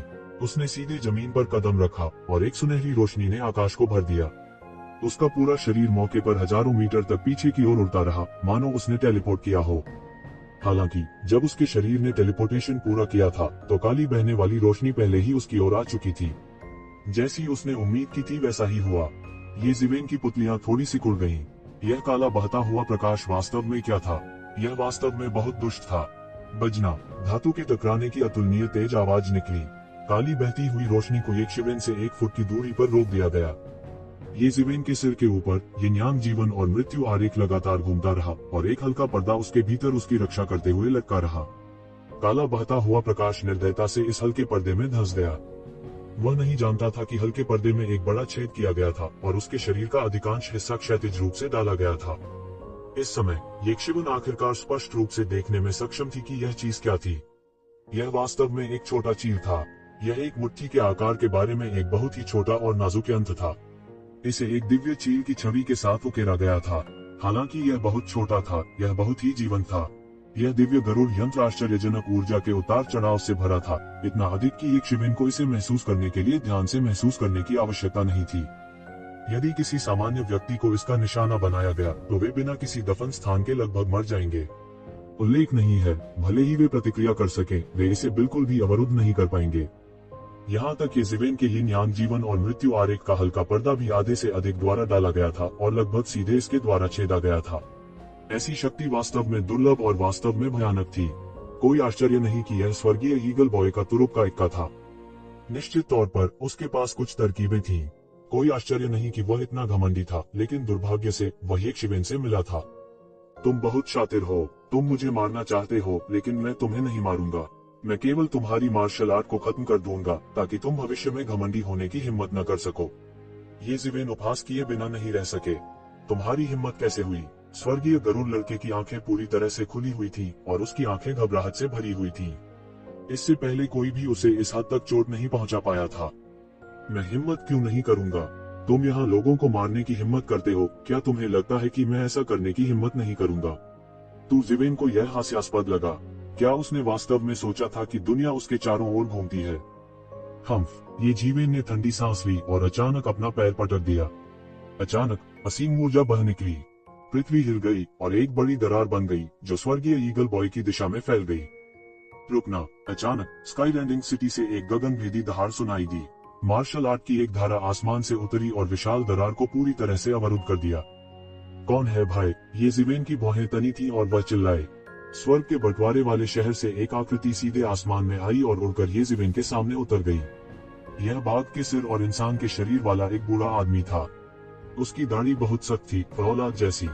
उसने येज़ेबेल की ओर देखा और उदासीनता से कहा, येज़ेबेल, तुम्हारी हिम्मत कैसे हुई बेनाम डाउ कॉलेज के कानूनों को नजरअंदाज करने और एक साथी शिष्य पर हमला करने की? क्या तुम्हें अपना अपराध पता है? येज़ेबेल ने थोड़ा सा भौहें चढ़ाई और कहा, मैंने क्या अपराध किया है? क्या मुझे मारने देना चाहिए क्योंकि वह मुझे मारना चाहता है? ये किस तरह के कानून और नियम हैं? मैंने उनके बारे में कभी क्यों नहीं सुना? क्या हमें आपको नामलेस डाउ कॉलेज के नियमों के बारे में समझाने की आवश्यकता है? बाघ के सिर वाले बूढ़े ने ठंडेपन से कहा और उसका लहजा काफी असभ्य था। क्या आप कानूनों की स्थापना में दखल देना चाहते हैं? कितना महत्वाकांक्षी! बाघ के सिर वाले बूढ़े व्यक्ति के शब्दों ने सीधे येज़ेवेन के सिर पर एक बड़ी टोपी डाल दी और उसने उसे बिल्कुल भी खंडन करने की अनुमति नहीं दी। क्या मजाक है, मैंने कभी भी नामलेस डाउ कॉलेज के कानूनों के बारे में दोहरे मानकों के बारे में नहीं सुना है। वास्तव में अलग अलग लोगों के लिए अलग अलग मानक हैं। क्या मजाक है। येज़ेवेन ने उसे कोई चेहरा नहीं देते हुए ठंडेपन से सूंघा। जब उसने कहा कि वह मुझे मारना चाहता है तो मैंने तुम्हें न्याय के लिए खड़े नहीं देखा। उन्होंने दांत पीसकर न्याय की रक्षा जैसे शब्द कहे। भले ही बाघ के सिर वाले बूढ़े व्यक्ति की त्वचा शहर की दीवार से मोटी थी, फिर भी येज़ेवेन द्वारा उजागर किए जाने के बाद भी वह शर्मा गया। फिर वह मदद नहीं कर सका और अपमान से बाहर गुस्से में उड़ गया। येज़ेवेन वास्तव में नहीं जानती थी कि उसके लिए क्या अच्छा है। उसकी हिम्मत कैसे हुई उसे इस तरह बेनकाब करने की? तुम्हारी हिम्मत कैसे हुई हमारे बेनाम डाउ कॉलेज पर सवाल उठाने की? वह तुरंत अपमान से बाहर गुस्से में दहाड़ा। तो क्या हुआ अगर मैं आपसे सवाल करूं? किसने कहा कि यह प्रतिबंधित है? नामलेस डाउ कॉलेज ने भी नहीं किया, है ना? इसके अलावा मैं केवल आपसे सवाल कर रहा हूं, नामलेस डाउ कॉलेज से नहीं, क्या आप अनाम डाउ कॉलेज का प्रतिनिधित्व कर सकते हैं? येज़ेवेन ने तिरस्कार पूर्वक उपहास किया। कितना तेज जीभ वाला बच्चा है। बाघ के सिर वाले बूढ़े का चेहरा राख हो गया। येज़ेवेन की बातों से वह मौके पर पहुंच गया। उसकी हैसियत पर इस दुनिया में कौन उसे शर्मिंदा करने की हिम्मत करेगा? उसे इतनी मुश्किल स्थिति में डालने की तो बात ही छोड़ दे। येज़ेवेन ने उसे पूरी तरह से मौके पर खड़ा कर दिया था और उसके पास ऐसा करने का कोई कारण नहीं था। यह इस समय विशेष रूप से अजीब था। येज़ेवेन ने मन ही मन सोचा, चूंकि यह व्यक्ति बेनाम डाउ कॉलेज से है, उसे शुरू से ही मुझे निशाना नहीं बनाना चाहिए। आखिरकार मैंने कभी भी बेनाम डाउ कॉलेज के शिष्यों के बीच झगड़े में शामिल होने के बारे में नहीं सुना। मिस्टीरियस वर्ल्ड क्लब में नामलेस डाउ कॉलेज का अस्तित्व एक उन्नत पाठ्यक्रम की तरह था। इसने केवल शीर्ष प्रतिभाओं को आगे की पढ़ाई के लिए भर्ती किया, इसलिए कोई विवाद नहीं होना चाहिए। यह बाघ के सिर वाला बूढ़ा स्वर्गीय चील के बच्चे के प्रति इतना पक्षपाती क्यों है? बाघ के सिर वाले बूढ़े का चेहरा धीरे धीरे बदसूरत हो गया और उसके शरीर पर आभा फूटती रही। येज़ेवेन की ओर लगातार कुचलते हुए उसके कपड़े लहरा रहे थे। भले ही उस शक्तिशाली आभा का थोड़ा सा ही रिसाव हुआ हो, यह येज़ेवेन पर अत्यधिक दबाव डालने के लिए पर्याप्त था। बाघ के सिर वाले बूढ़े ने अपनी आभा पर अद्वितीय नियंत्रण प्रदर्शित किया। इसका एक भी निशान बाहर नहीं निकला और इसने येज़ेवेन के शरीर को पूरी तरह से कुचल दिया। Boom boom boom. येज़ेवेन ने केवल अपने शरीर पर लगातार एक भयानक दबाव महसूस किया। यह एक ऐसी लय थी जो उन्हें घुटने टेकने पर मजबूर कर रही थी। इंच दर इंच उसके पैरों के नीचे की जगह पूरी तरह से बिखर गई और वह उसमें पूरी तरह डूब गया। इस समय देखने वालों को आखिरकार ठीक ठीक समझ में आ गया कि उसने किस तरह की भयानक ताकत का सामना किया है। इसने वास्तव में उसके पैरों के नीचे की जगह को ढहा दिया था। बहुत दूर मत जाओ, येज़ेवेन ने अपने दांत पीस लिए। उसकी आवाज जंगली जानवर की दहाड़ जैसी गहरी थी। तो क्या हुआ अगर मैं तुम्हें धमका रहा हूँ? बाघ के सिर वाला बूढ़ा अपनी आभा बढ़ाता रहा और उसके शरीर पर दिव्य ऐश्वर्य के धुंधले निशान थे। एक मिथक विशेषज्ञ येज़ेवेन की आंखों में असामान्य रूप से गुस्सा था। स्काई ओरिजिन मिरर में प्राचीन पूर्वज संप्रदाय मास्टर की राक्षसी कठपुतली ने पहले ही अपनी आंखें खोल ली थी और एक भयानक राक्षसी आभा एक अद्वितीय दानव की तरह आकाश में फैल गई।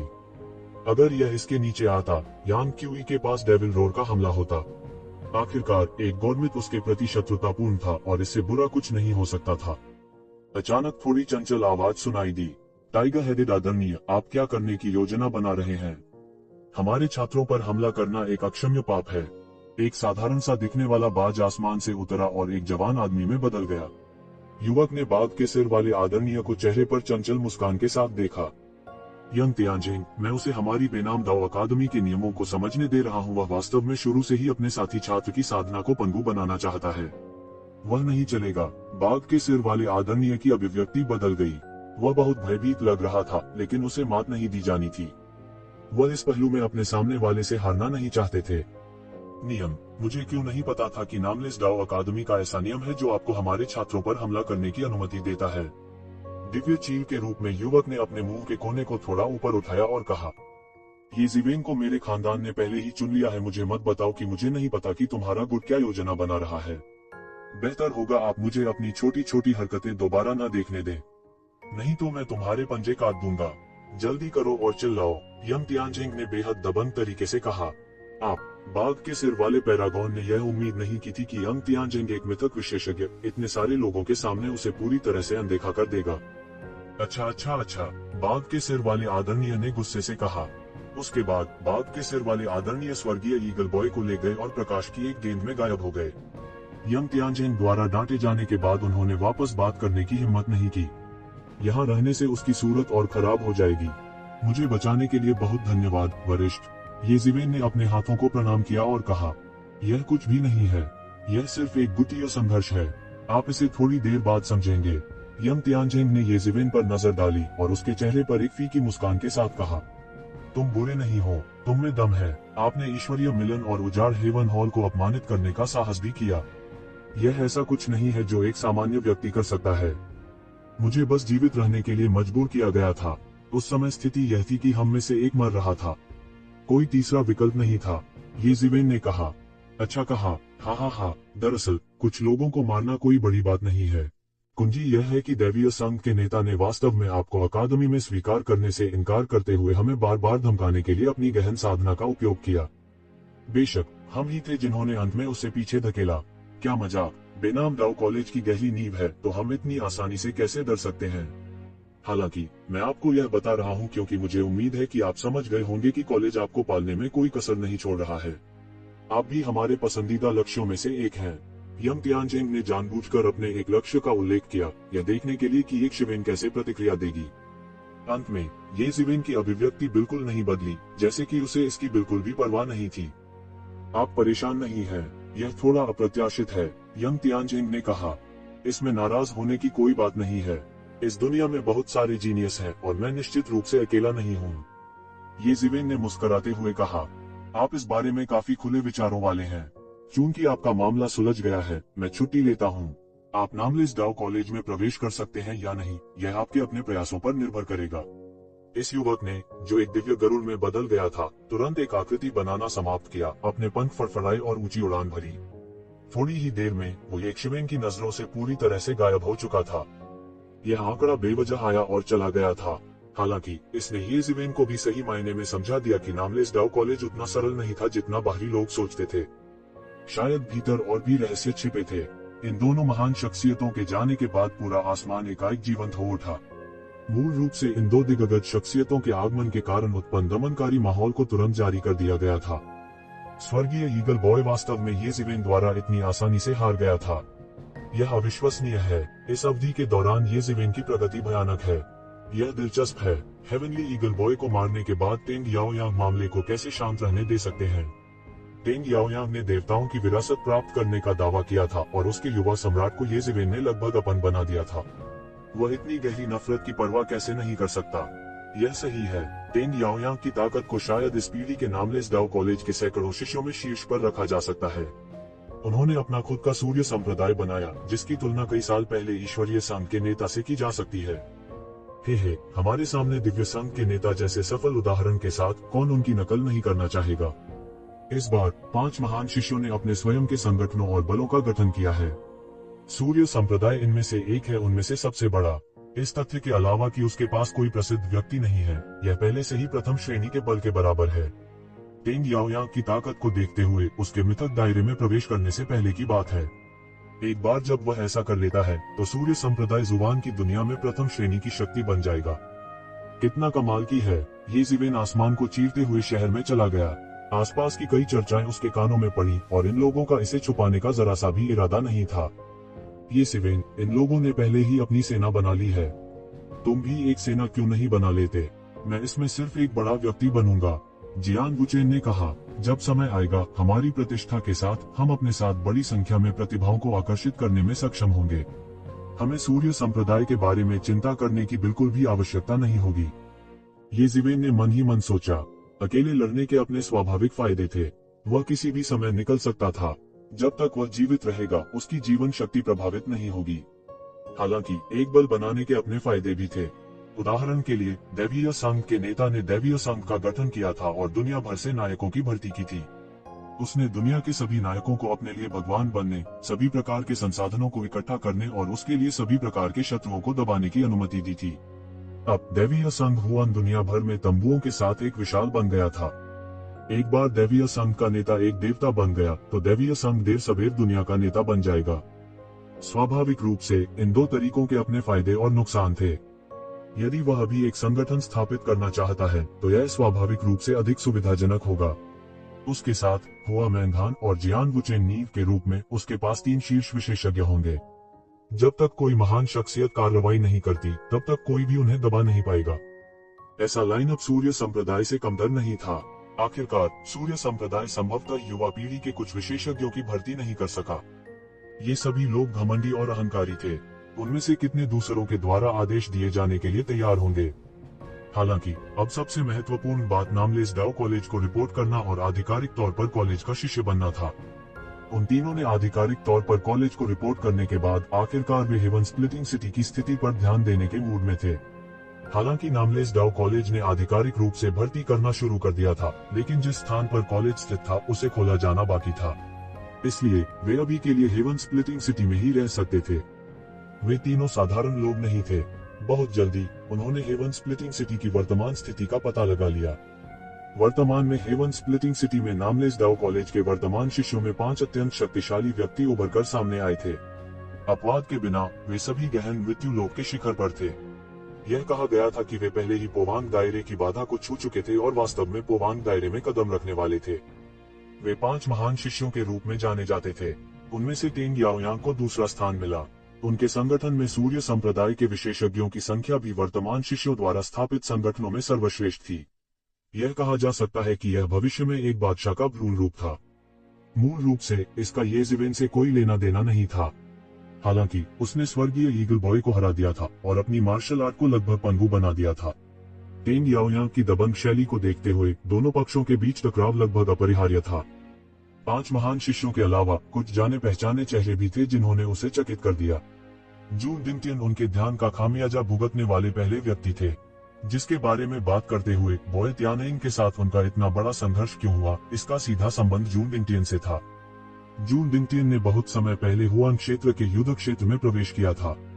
ऐसा कहा जाता था कि नामलेस डाउ कॉलेज में एक बड़े शॉट पर उसकी नजर पड़ी थी और उस बड़े शॉट द्वारा उसकी रक्षा की गई थी। ऐसा कहा जाता था कि उनकी शक्ति शीर्ष 5 शिष्यों के बराबर थी। कुछ समय पहले उन्होंने एक साहसिक बयान दिया था कि वे शीर्ष 5 शिष्यों में से एक टेंग याओयांग को चुनौती देना चाहते थे। हालांकि टेंग याओयांग बंद कमरे में प्रशिक्षण ले रहे थे, कुछ लोगों ने सोचा कि टेंग याओयांग जून डिंगटियन से डरते थे। आखिरकार टेंग याओयांग ने देवताओं की विरासत प्राप्त करने का दावा किया, लेकिन उनकी तुलना जून डिंगटियन से कैसे की जा सकती है। जून डिंगटियन एक देवता का पुनर्जन्म था। जब दोनों पक्षों की तुलना की गई तो यह तुरंत स्पष्ट हो गया कि कौन श्रेष्ठ है। हालांकि यह बॉय त्यानेंग द्वारा याद किया गया था। वह अपने बड़े भाई से बदला लेने के लिए दृढ़ था, जिसके कारण बाद में ये शिवेन के साथ युद्ध हुआ। ये जिवेन पूरी तरह से गोलीबारी में फंस गई थी।